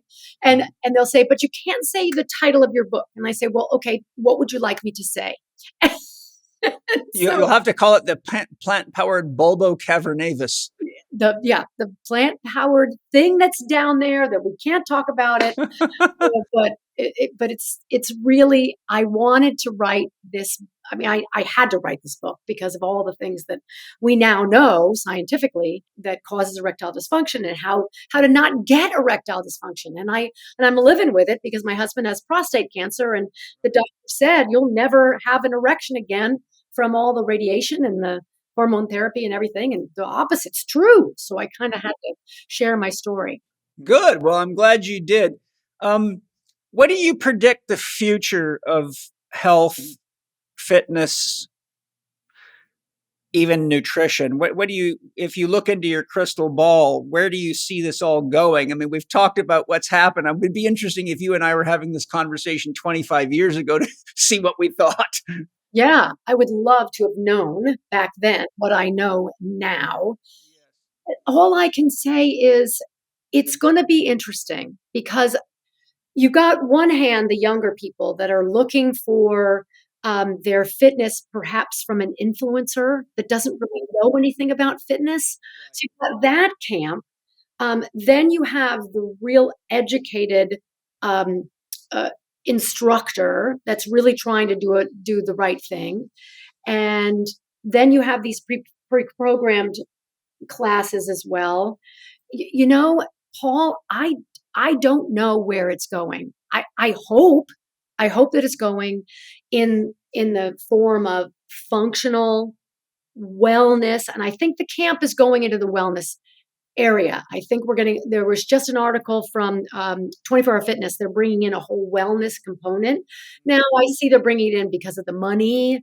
However, it's leaning in the right direction that we need to be helping the whole person, not just the, get a better booty, that sort of thing. Right. Yeah. So I'm hoping that it's shifting in that direction of wellness, stress management, all of that. And it's not just to make money. When I read the article, I was thinking, are they doing it just for the money, or are they doing it really because for the greater good? And that's why Bruce and I started a nonprofit. I mean, it's a nonprofit in every sense of the word. It doesn't make any money at all. We can fuel the wellness wagon. We've done a good thing. But every person that we talk to, that we touch, that we help change their life and their children's lives, we've done a good thing. But I'm in a very unique situation in that I'm not 30 years old that needs to feed my family. I need to make a certain amount of money. I'm good, so now I can give back in that respect. So I hope it goes more in the wellness area, lean that way, but not for profit. Yes. One of the things that concerns me and disturbs me deeply is this whole movement toward biohacking and electronic devices for everything. And I see that the more people rely on external technologies, the more out of touch they get with themselves. And it seems like this whole tech movement is got a chokehold on everything. And COVID really brought a whole bunch of that stuff in now with trying to use vaccine passports and this whole thing. It's just going crazy. What are your thoughts on biohacking versus just paying attention to yourself and having a relationship with yourself? Paul, I think you and I are kindred spirits. I really do. Look, I have no devices. Me Nothing. either. No, I am not a device gal. That's really interesting that you say that. I understand it, and I understand that some people are motivated by, counting their steps and doing this and that. I do not want a device to tell me if I've slept well. I don't want a device to tell me that I've gotten up and walked a certain amount of time. I want to be able to be in control of that myself. And that's something that I lecture about as well, about being mindful in the moment, right? Yeah. Like when I'm teaching fitness, I don't count reps. I don't. Because I want my students to be in that rep at that moment. Because if they're thinking, I have to get to 20 reps, well, then they're thinking about the 20th one and not the one they're in right now. Yes. Yeah. So I totally am hearing you, and I understand. And I think that the technology piece, I think it's going to go full circle around again, I think. And I think people are people that are excited about it now. It's like my husband, he got one of those watches and he wore it for like 2 days, and he's like, oh, forget this. Yeah. Well, the other issue with those things is they're all based on algorithms. And I tell people, look, you are not an algorithm. And the analogy I give is I say, look, I'll give you an analogy to point this out. Do you realize you could have a stack of stones that's got 10 tons of stone that has an average weight per stone of 2 kilograms, and you could look through and weigh every single stone and never find one stone that weighs 2 kilograms. The point being is, algorithms on electronic devices are made based on mathematical calculations of all sorts of people, but you're not any one of those people, and you could be very different in your personal needs, and you're now being regulated and told whether you're doing good or bad based on somebody else's data, and human beings are not data sets. Yep. They are living, breathing, dynamic beings, and you can't capture the soul of a human being and put it into an algorithm. It's impossible. And when people begin to use technology to tell them what to do, they have now actually used AI technology and digital technology and machine technology to take over the direction of the life form that actually created those technologies. And that's a reversal of roles that's very dangerous. I think so. But I think it's coming back around. I think leaving your phone when you go for a walk or to the beach, or just leave your phone, just enjoy. Like, I was at a wedding on Sunday. I didn't take any pictures at all. And everyone else was taking pictures, and I just wanted to be in the moment. Yes. And I knew someone else would take a picture. So yeah, of course. Well, thank you. I really appreciated talking to you. It's been a long time. And even at conferences, because I'm moving around and I'm not a guy that likes to hang out in trade shows, I've always seen you there. I have talked to you a couple of times. Penny loves you. So she'll always be excited about the chances she gets to talk to you and your husband. And when it was time for us to plan this out, you're the first person I thought of. I said, Mindy and her husband, they're very real. They're the kind of people that I think are important to talk to because they actually have substance to them, and they're still there. And like us, they've seen a lot come and go. So I'm really glad that Penny was able to reconnect with you guys, and I loved hearing your viewpoints, and what an interesting thing that we both came up with the work in concept and didn't even know we'd both done it together. Mhm. Yep. Well, great minds, not on technology, just living the life, working it. Yes. Once you get to the essence of something, you find the commonalities, right? Yeah. Mm-hmm. Well, thank you very much. I look forward to maybe reconnecting again along the way, Mindy. So, and give your husband my thank you to him as well. I will. And say hello to Penny as well. Thank you so much for having me on. Yes. Is there any websites or anything you want to share so people can find out more about your work?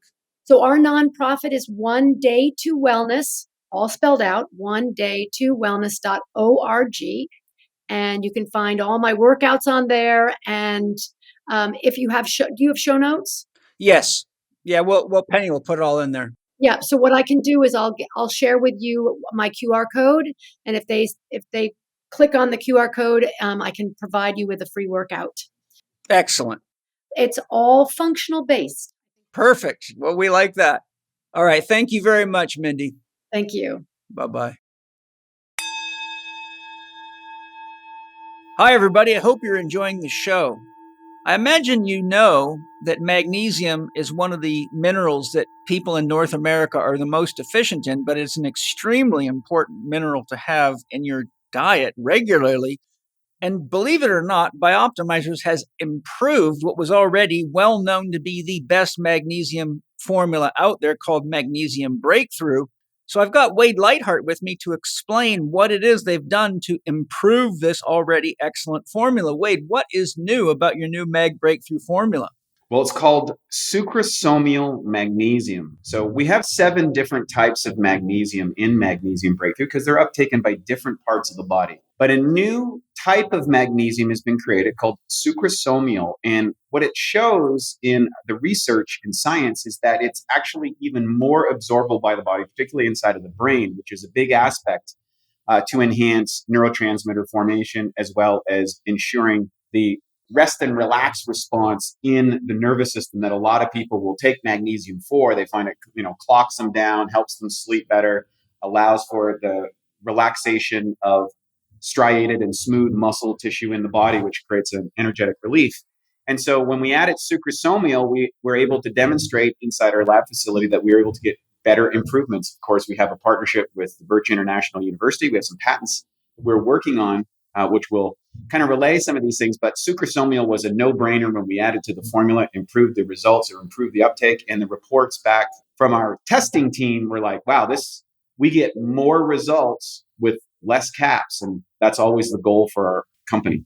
That's excellent. I love it. I always say, and people have probably heard me say it before, I'm so amazed how you guys are constantly and always improving and working your best to not only make better products for us, but it doesn't seem to me that it gets more expensive as you make them better. So that's a real gift to the world. Thank you. Here comes the best part. The makers of Magnesium Breakthrough, Bioptimizers, are having a Black Friday special offer from November 21st to the 29th. You can get not only Magnesium Breakthrough, but all of Bioptimizers' excellent products with 25% off. Just go to Bioptimizers, that's BIOPTIMIZERS.com/living4D. That's living number 4 little d. So Bioptimizers.com/living4D and enter the code Paul10 on checkout to get 25% off any order. This is the best time to stock up on the products you love and try new ones. All Bioptimizer's supplements are amazing and do exactly what they say they will, which, as you know, is unusual in the supplement industry. If for some reason you feel differently, you can get a full refund. No questions asked. They are so confident they offer a 365-day money-back guarantee on any of their products. Hey, if you've arrived here late and missed the special offer, don't worry, there's always a chance for a 10% offer for any of my listeners using the code PAUL10, P-A-U-L in lowercase with a 10, all stuck together. But if you've arrived just in time, again, the link to go for the exclusive Black Friday offering starting November 21st is bioptimizers.com/living number 4 little d with the checkout code PAUL10. Do it while supplies last and don't miss the November 29th deadline. Paul's final guest for this episode is Matthew Januszek. Paul has been a guest on Matthew's podcast, Escape Your Limits, so he was excited to return the invitation. Since co-founding Escape Fitness, taking it to a $33 million business chosen by big brands and independent fitness professionals around the world, such as the UFC, Equinox, One Rebel, Sanctuary Fitness, and more, Matthew has continued to be a powerful advocate for functional and group training. Matthew travels the world, helping studios and gyms turn their visions into world-class fitness destinations and awesome training experiences. Our next expert is Matthew Januszek, the founder and owner of Escape Fitness. And Matthew, like me, has been in the health and exercise industries for a very long time. How long, Matthew? Probably a bit over 30 years. Yeah, so there you kind go. of makes me That's a sound while. worryingly old. Yeah, I know the feeling when your students start sending you letters saying they're now married with children in college. It makes you go, wow, what's going on here? I'm getting old. That's right. But Time goes. Yeah, and it's good, because I really, as we were mentioning just a minute ago, my goal with this podcast is to speak to people that have some real legitimate depth and experience in health and fitness so that we can really have a meaningful discussion about these issues. So to begin with, maybe, Matthew, you could share a little bit about your philosophy towards fitness, training, exercise, and health, and whatever rises up into you, how you came to those observations or conclusions. And we'll begin with there so everybody listening has a sense of where you're coming from. Right.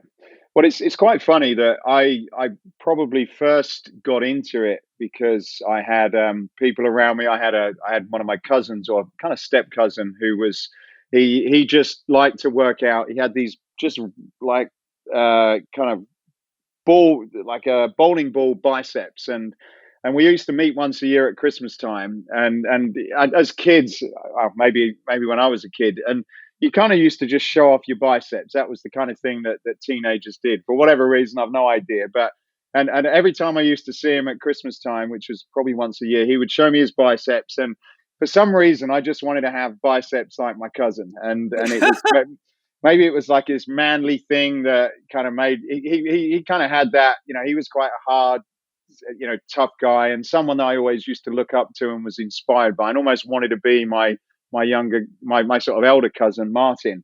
And so I think because of that, as soon as I was able to, I taught my father into getting me some plastic weights as a kid at Christmas, and I had this just natural attraction to dumbbells and barbells from a very young age. Bodybuilding was the sort of thing that hooked me, and I think that really that sort of moment is really why I'm in America with a fitness company supplying fitness equipment. And so sometimes these small things can have a lot of positive consequences if you direct them in the right way. So I think that's how I started, and I the gym I started to work out at was a very, what we used to call in England, the spit and sawdust gym, and the sort of the guys that used to teach you how to train they were the bodybuilders that wanted to build muscle, and then in the corner there was the power lifters that used to do all the Olympic lifting. And so I was very influenced by the bodybuilding training for muscular development, but then also powerlifting by accident, because those two things were both happening in the gym, and I learned how to, as obvious as what it seems now, is like, how to squat properly, how to deadlift, how to do a clean. And I suppose even nowadays, these are things that a lot of people probably don't get to learn. They don't maybe have those people around them that can show them how to do that. And I think that provided me a pretty reasonable base in terms of how to train. And I think when I was younger, the reason I was doing it was purely to pick up girls and to sort of, look as though I was a sort of worthy kid amongst my peers. It gave me that sort of ego thing that you needed if you had a bit of muscle, and hopefully I was going to look attractive to the opposite sex. But that was how it started. And then as I progressed, I experimented with all different types of training, particularly as a result of being in the industry. And I saw a number of different trends come and go, from all cardio to when the functional training started, and experimenting with things like kettlebells and suspension training and balance training and all these different things that come and go. But I think now, as a 52-year-old male, that I'm married, happily married with children, so I'm not necessarily focused on the aesthetics, although that does make you feel good if you feel confident in your own body. But I've kind of come full circle, and I still really believe in a lot of those basic principles, the essential strength training principles, because they make me feel good, powerful, able to do what I need to do in life. I suppose I combine that with some very some basic type of cardiovascular training. So I've got the stamina and endurance, and I'll use a number of different tools for variety. So I like kettlebells, I like suspension training, I like body weight training, and I feel I use a lot of those training tools to mix it up a little bit. But it's probably relatively boring for most people's standards. But I've found that in the 30 plus years that I've been working out, I certainly look a lot better than the kids I went to school with. Exactly. Who probably don't do that.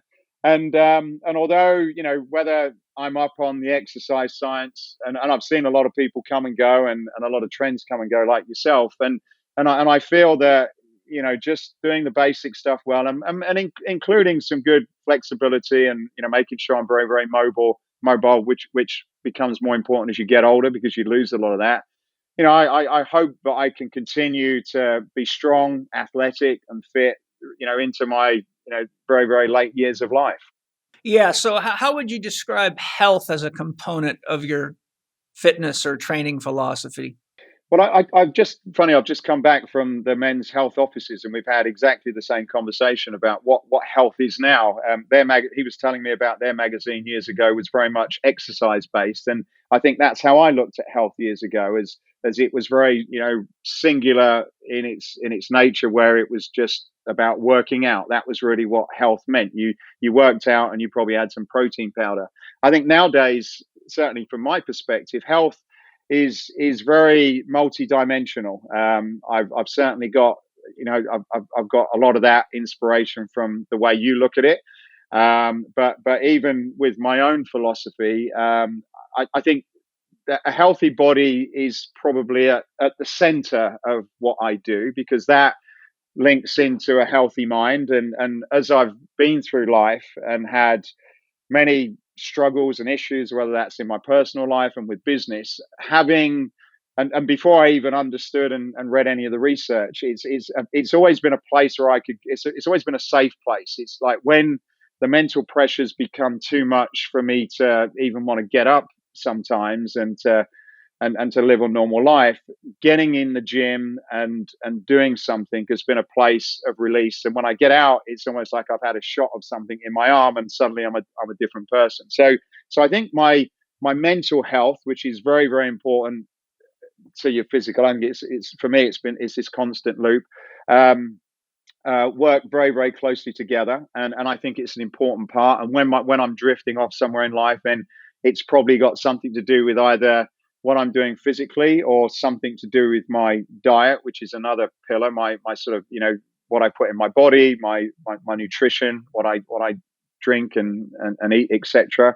But then also it's what I do outside of business and outside of life. So there's this, whether you call it a kind of recovery or a rebalancing part, which as a business owner and I suppose a fitness addict, for a long time, it's always been this sort of no pain, no gain, sleep is for losers kind of mentality. And as I've got older and studied a lot of successful business people and a lot of successful athletes, I've started to realize, well, actually, you need, it's not just about what happens when you're working out or working, it's also what happens outside. So trying to continue to evolve and develop that other part of my sort of, I suppose, my health. And then, there's the other element, which I believe the relationships and the sexual health part of your life, it's a really important part that probably, well, it's a really important part. It links to physical health. It links to mental health.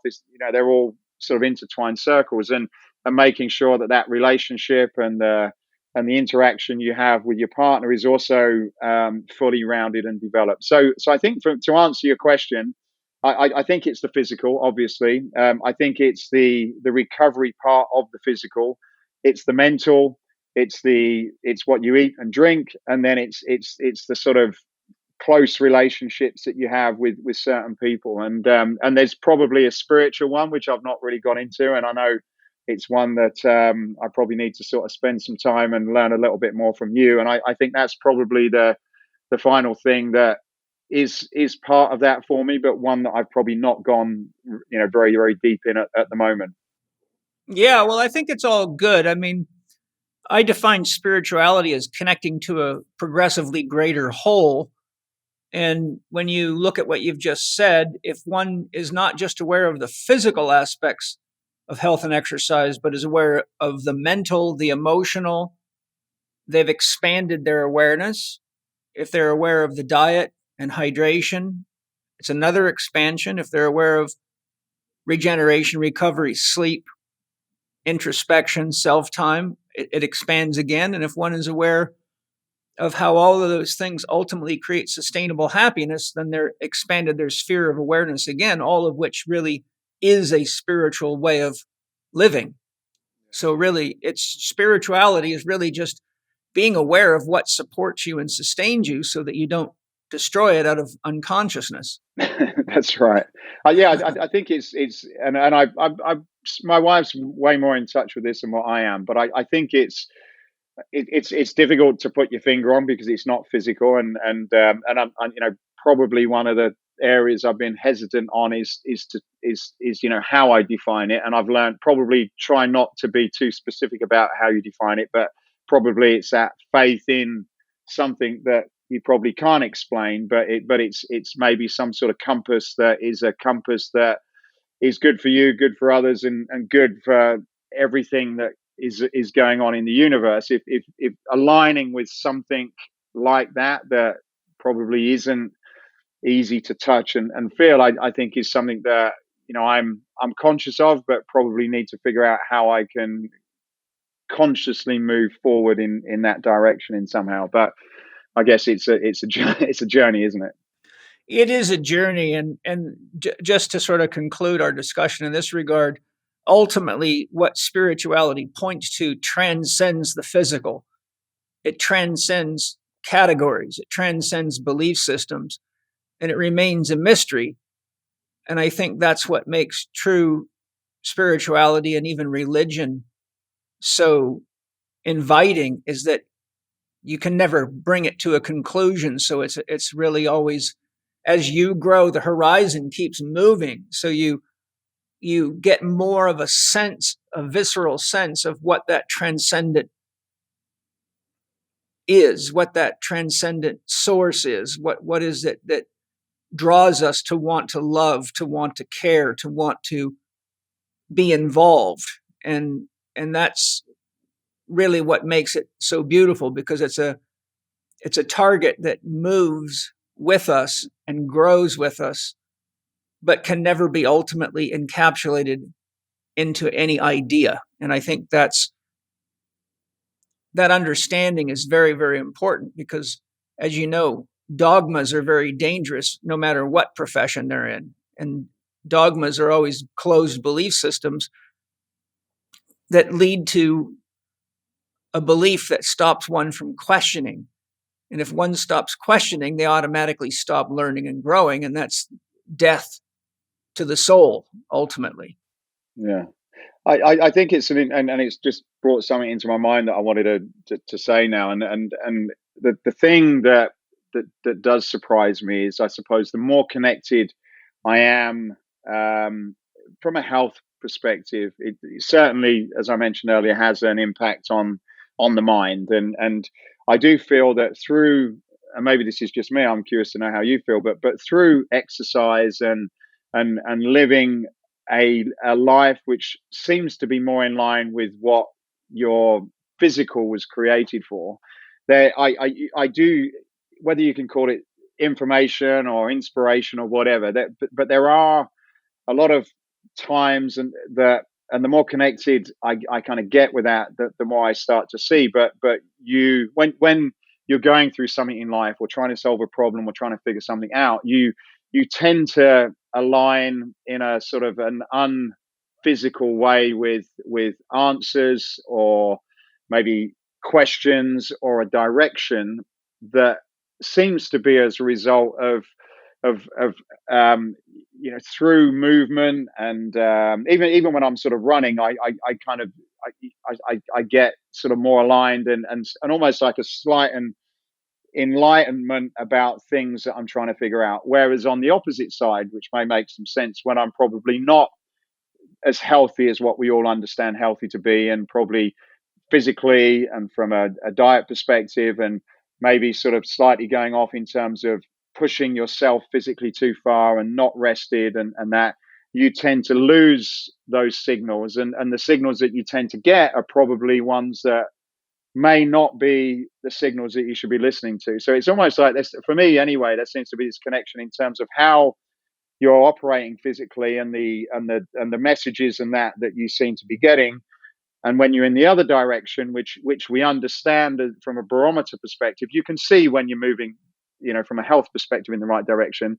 Then that information that comes to me seems to be more of a guiding principle that you can actually take note on and probably follow. Does that make sense? Oh, yeah, absolutely. Yeah. In summary, what I hear you saying is that when you're exercising and living in a flow state, then you sympathetically resonate with the greater flow, be it the world or the universe. And that's where intuitive insight comes from. We're accessing the rest of the self, the greater self. Whereas when we're stressed, we become encapsulated. And because as our stress levels rise, our frequency changes more towards narrow focus and survival, then we resonate only with narrow focus and survival. And that unfortunately, is what you do if you're running from a tiger. But if you're running from a tiger for months at a time, then you often end up having to come to this sometimes harsh realization that you're creating the tiger Yeah, and it's not a real one. And as long as you keep manufacturing tigers that want to eat you, you'll keep living that way. And that ultimately leads to a lot of physical, emotional, mental, and spiritual crisis. absolutely. Yeah, I think that's the problem. You don't realize, and I've listened to you talk about this, but you don't realize that you are creating these emotional tigers, and you're living that, and you're going from one to another, and it's like, well, why is this continuing to happen? And as though it's happening to you, and when you're actually in a lot of cases have the ability to kind of shift that, and it certainly takes a lot of work. And I'd certainly go through stages where I'm figured it out, and then suddenly I'm not figured it out. But certainly, the more as I go on and I start to see and recognize it, the more I can sort of take those cues and help keep things going in the right direction. Yeah, lovely. How have consumer, athlete, and professional views, attitudes, and trends changed or not changed over the time you have been in the health and fitness industry? In the role that I do, we our business has been going 25 years. We manufacture, we design, manufacture a lot of fitness training tools. So we're always really on the lookout for new trends and new ideas, and I suppose it's very rare that anything new comes out from I guess from a fitness perspective that's not a version of something that's been around for a long time. Now that there are one or two things that come out, but generally they're things that have been around and are packaged in a slightly different way. And I guess when you've been around for long enough, you can actually sort of see that, and you can probably notice things that start to repeat. It was funny again. This conversation I had earlier was about trends that we're seeing, and there was this swing probably 5, 7 or 8 years ago with this whole CrossFit, and when functional training was there, and it almost displaced all of the people using machines and that stuff. And now when I'm talking to people that are running these businesses, there seems to be a trend where people are going back and wanting these sort of isolation machines, and so things just seem to go round in circles. Kettlebells, which is has been around forever, and maces, and so I think in terms of what I'm influenced on, I like to keep an eye on, and I like to study what people are talking about, because I do find just remembering about something that was really great and just rethinking about how you can incorporate that into what you're doing is fun, because we forget a lot of things, and so I don't think there's any harm in that. I think there does seem to be, certainly in the fitness industry, there does seem to be this idea that the new thing is the only thing.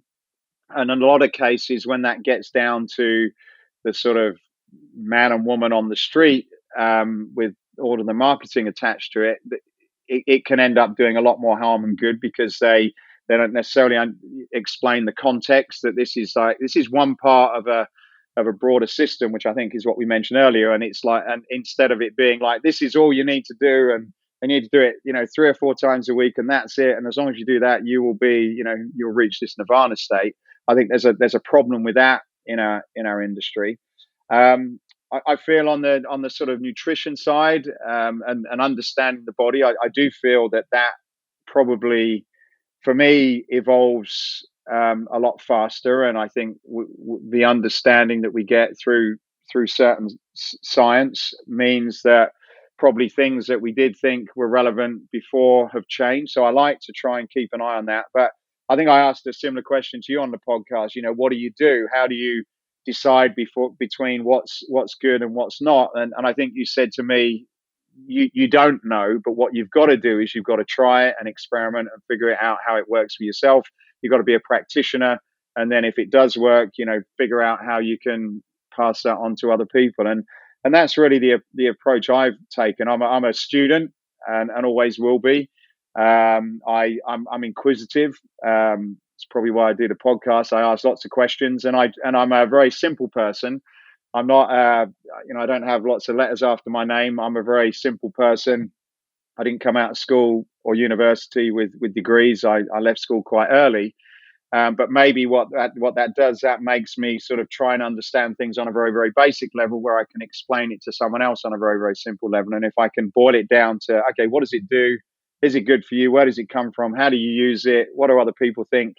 Then I tend to sort of absorb that and then experiment until I'm happy with it. But I do experiment with a lot of things, even things that are relatively new and maybe unproven, just to learn for myself about things that I shouldn't probably don't want to do. I think my only concern is probably experimenting with things maybe too long, where they could potentially, if it's the wrong thing, they could potentially do you some harm. And I think, probably everybody's got to be very cautious about new things, and how long that experimental period goes before, if there is something that's not good about it, before you do any physical harm or any harm to your body, which obviously isn't a good thing.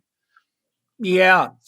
If you looked into your metaphorical crystal ball, what do you see and predict the future for fitness training, movement, strength training, the kinds of things that we're talking about? How do you see the next year, 3 years, 10 years unfolding? What do you see coming?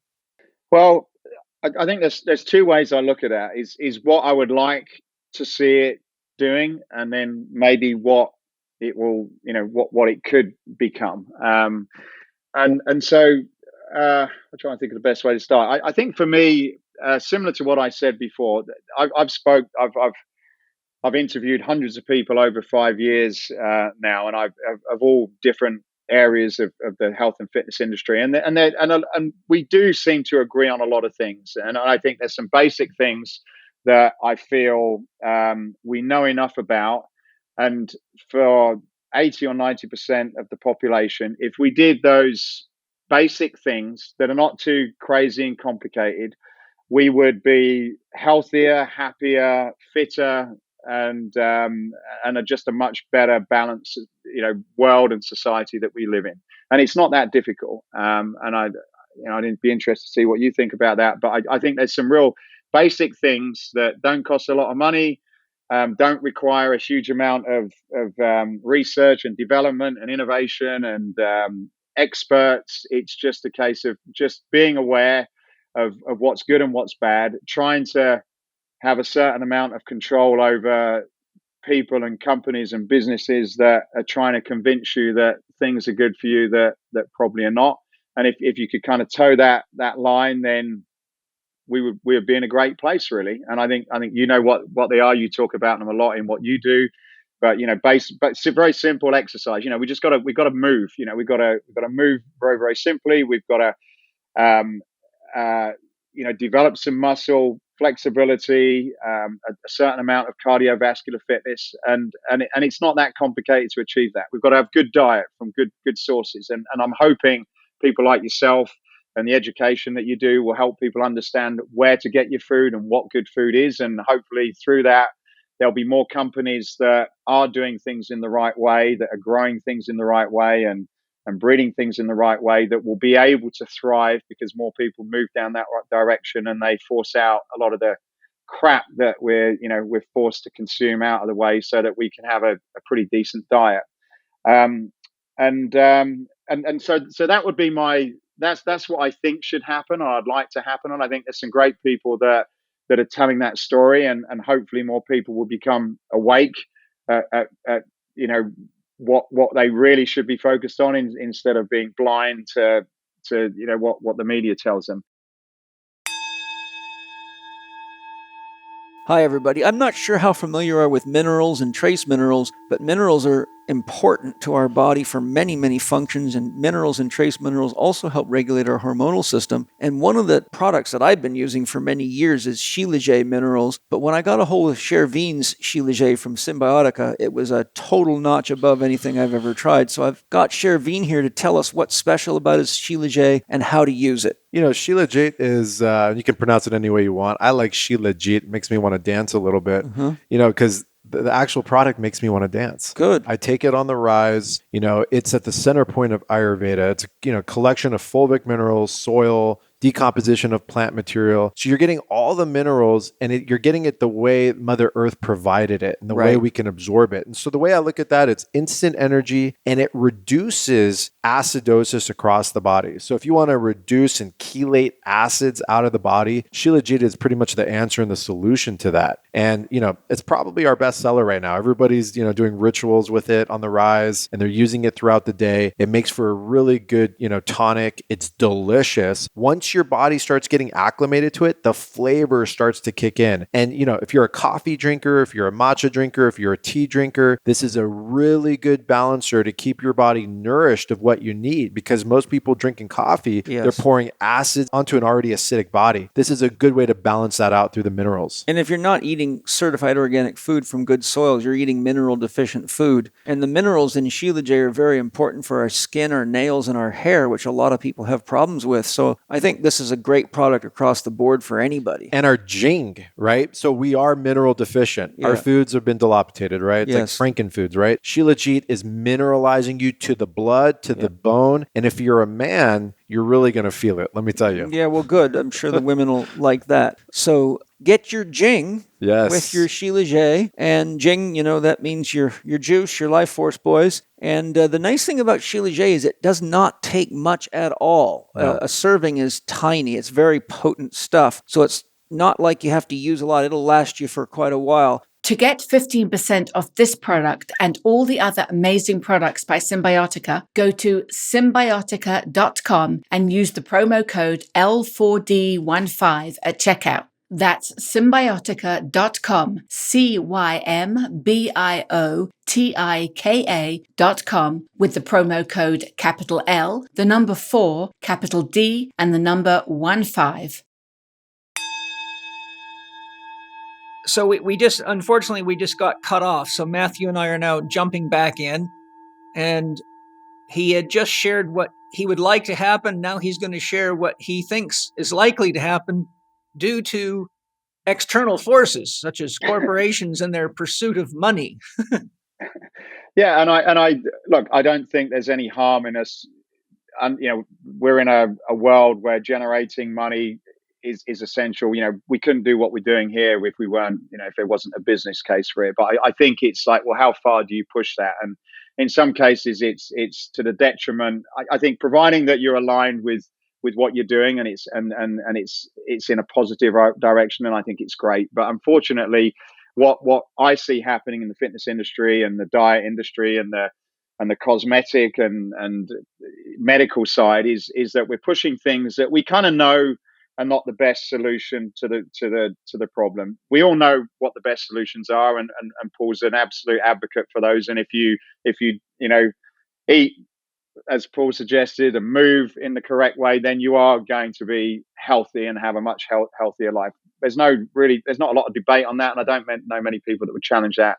However, on the opposite side, there's these shortcuts, and I think we're probably in the world that we live in today with the fast-paced social media and the comparisons that we're trying to do, where we're made to feel as though we're not good enough no matter what we look like and how we perform. We're always made to feel as though we're not quite good enough. And what that leads is younger people, to particularly on the male side, is they're pressured into doing things that in sort of 10, 15 or 20 years will be absolutely, you know, devastating for them. You know, and I've seen this happen to so many people, and they're forced into probably, you know, taking drugs and pills and tablets and injecting things into them and having medical treatments and all of these things that are quick fixes so that they can get to something that they feel they need in order to fit in socially or to fit in as an individual to feel as though they're complete and whole.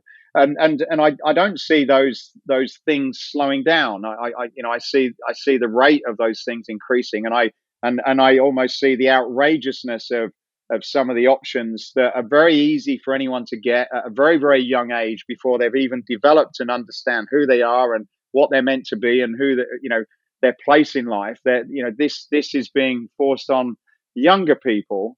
I've got 2 young kids that are starting to go into that category, and for me, I almost want to do everything possible to make them aware, and to understand about what this is, and to understand, okay, there is that road, there is this shortcut, and if that's really what you want to do, this is the price you're going to pay, and this is where you're going to be when you're 30, 40, 50 years old. But if you don't, and you want to kind of have a pretty good life, and you want to be together, and you want to be healthy, and I always used to think when I was 20 that if I got to 30, then I'd be great. But when you're 30 and 40 and 50, you want to be 60, 70, 80, 90, 100. You don't really want to cut it short. You feel as though you want to live life to the full as long as possible. And these decisions that you make in your 20s and 30s are going to seriously compromise that. And then I think this is what we don't always understand when we're younger. So to answer your question, I think there's a good path, and I think more people like yourself and your community of trainers that you're training are really the ones that can and should continue to go out there and push that message. And I think there's the other route, which is almost people and businesses and solutions that are made to seem as though it's acceptable. Just because you see a celebrity doing it, it's almost like, oh, well, if this person's doing it, then it's got to be good. It's got to be safe. And where the people that are a little bit more radical and eat differently and talk differently, they're almost marginalized, and they seem as though they're a little bit cuckoo. And that people will put you into that category. It's like, well, what's this weird guy talking about? He must be strange. This is, he must be a conspiracy theorist. And yet the other people that are just providing things that are that are totally detrimental, or it's almost made to seem as though it's acceptable because the cool people are now doing it. And I know I've gone on a little bit of a rant, but I do feel quite passionate about that, particularly for a lot of the people in the age of my children that are starting to get very heavily influenced by a lot of this. Yeah, I agree with everything you're saying. And, really, I think a lot of what you're talking about, aside from the designer drinks and so-called superfoods and pills, really boils down to this radical explosion of the whole concept of biohacking and using gadgets and devices and shortcuts. Something else is always telling you about you instead of you paying attention to you, which leads you to not knowing you and depending upon something that's battery powered or plugs into a wall. And as I often say, what ends up happening is you become a child in the woods with no inner compass. So you're lost without your gadgets and your tricks. And I think that because of the corporate interests and a massive amount of money to be made, I think human beings have always been susceptible to avoiding the work of life and even the work of love, And so when people come along with shiny trinkets that will tell you when to pee, when to exercise, when to eat, how much calories to eat, and all this other stuff, they fall for it because they actually, I think at an unconscious level, it means that they don't have to think and make decisions and take responsibility for their choices because they are turning that responsibility over to a device that was made by some genius in a laboratory somewhere, which is really no different than people running to doctors and therapists to try to get help for things that ultimately the result of them just not paying attention to the way they're feeding, hydrating, sleeping or not sleeping, or taking responsibility for creating happiness in their lives instead of getting it from some pill or bottle or TV show. Yeah, exactly. And the funny thing is, there's a lot of comparisons between health and business. Both sides, people want to get rich quick and they want to get fit quick, both of them. And I've met, as you probably have, a lot of very, successful people in both of those areas. And I've never come across anyone yet, and I would love to interview them if they're out there, but I've never met anyone yet that's done either one of those quick and sustainably. You can kind of have you can be sustainable or you can be quick, but I've never met anybody that's done it quick and sustained that over a long period of time. And the other thing is I think there's this illusion, there's this sort of messaging that's going out there that quick and fast is good. And the people that I have met that are pretty together people have said that the bit that you're missing, and I did this when I was younger, the bit that you're missing is actually that part of that work part, that the part where you put in the work and you go through that process, that's actually the gift. And missing that out is you're actually missing the most enjoyable, the most sort of the richest part of the process, and it takes a lot of getting your head around. But that in itself, that pushing against something, that resistance, is really, I think, the essence of life. And without it, there is no life. Without that, anybody that's made a lot of money and been extremely successful, once they lose that, they just self-destruct. They're, physically, mentally, and you can see this with all the famous people that have been an extreme, movie stars and musicians. When they get there and they've reached that top, most cases, where do they go? Why are they addicted to drugs and alcohol and porn and you name it? Because they've lost. And that goes even for sports people, footballers, fighters, all of them. It happens exactly the same. Why is that? Well, because the bit that brought them to life and made them who they were is now gone. Yeah, here's what rose in me as you were sharing is that, and I'm 61 years old, so I've been around for a while, and I've seen a lot of shit come and go, and I've seen a lot of people come and go, and I've seen a lot of one-hit wonders flash in the pans. Everybody thinks, oh, this is the greatest thing, and they're rushing off to these lecture halls, but then 2 years later, this nutrition genius is dying of cancer or something, and so I think the growth and development of strength and power, be it personally, i.e. conditioning or even emotional strength or mental strength and power, or the accumulation of wealth and business, which equates to more power, because the more money you have, the more power you have to do things. Mm-hmm. The accumulation of wealth and power has to have a natural growth process, just like a tree has to progressively grow to develop the strength to handle extreme weather so it can survive. And it starts its growth under the canopy of the larger trees that shield it until it reaches the point where it breaks the canopy, and now it gets the hurricane straight on. But if you just said, here, little tree, here's a magic pill and you can be 160 feet tall tomorrow, it won't have developed the maturation and the work hardening and the life experience to know how to deal with forces like that. So when people accelerate muscle development or accelerate strength development or accelerate the accumulation of wealth and power, but they do not go through the maturation process of learning how to manage strength and power, it ultimately destroys them. Mm-hmm. It's kind of like, I don't know if you remember a number of years ago when Chevrolet released their new Corvette that had like 500 horsepower. They had a key that you could turn and it would decrease the horsepower by about 50% because so many people were looping these cars out and crashing them. So they had to put a fail-safe switch in there so that the owner could then say, well, okay, I'm going to let you drive my car, but I'm going to turn the power down. And I think that is a very good metaphor. When all of a sudden someone just hands you the keys to a 500 horsepower car and you had been driving a VW something with 136 horsepower for most of your life, you think you got the world by the balls, but the next thing you know, you got a telephone pole wrapped around you. And so I think there's no shortcuts to the development of the maturity, the wisdom, and the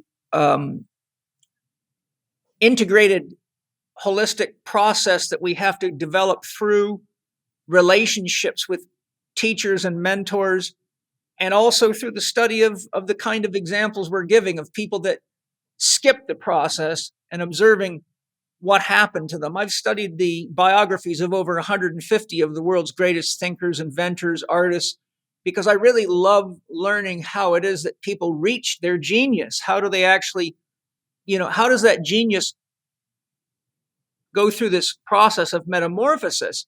And as you said, I haven't seen a single one of over 150 biographies that had an easy time of it, that was just handed the golden spoon. And even people like Mozart, he may have had the musical genius very early, but he still had to deal with all the other people that had an interest in manipulating him, profiting from him.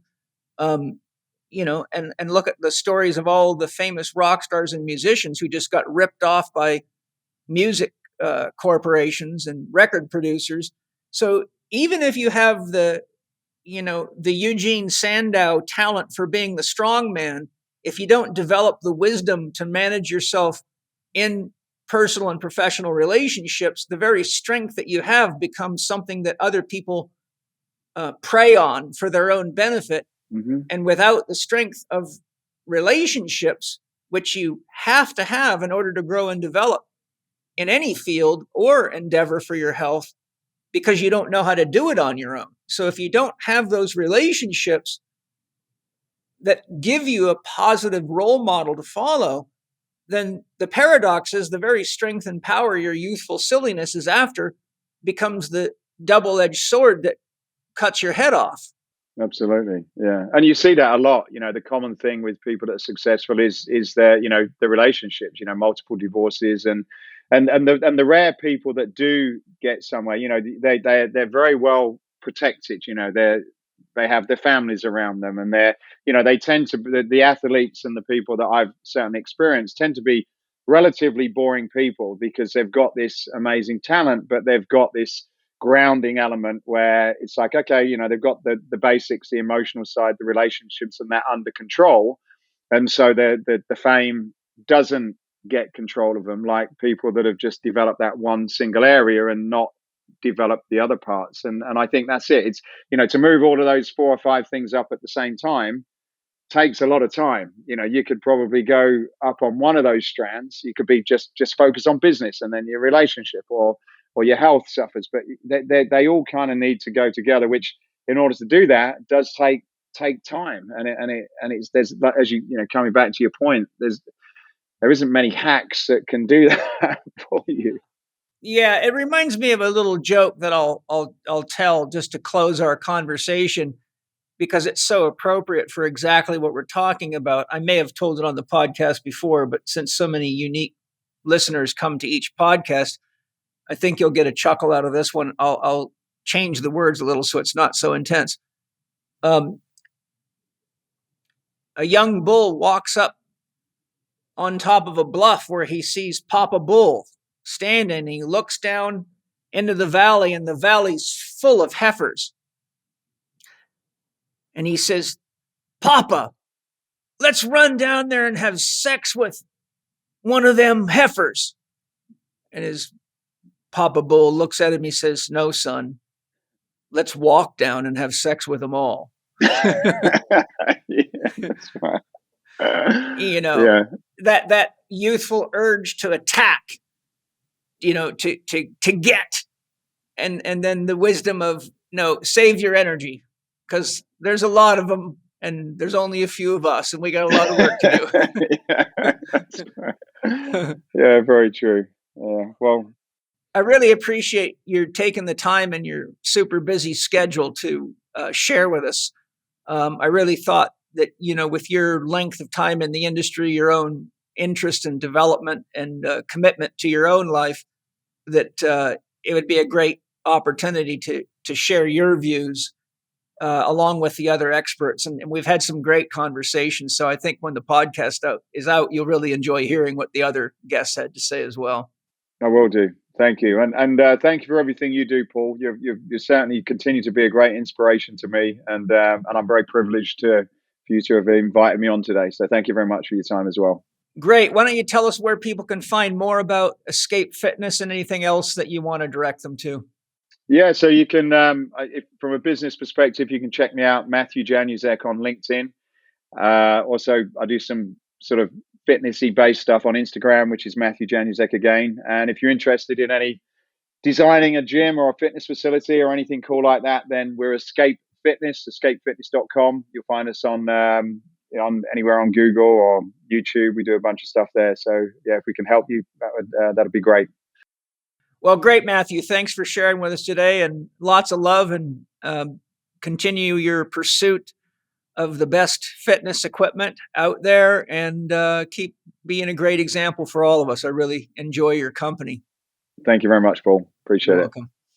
Thank you for listening to Living 4D with Paul Chek and today's guests, Matt Nichol, Mindy Mylrea, and Matthew Januszek. You can find Matt online at mattnichol.com or follow him on Instagram at matt_Nichol. That's MATT_NICHOL. Connect with Mindy at onedaytowellness.org or on social media at One Day to Wellness. That's one spelled out ONE. You can get a free workout created by Mindy by going to tiny.cc/Mindy's workout or by visiting the show notes page at chekinstitute.com/podcast and clicking the link.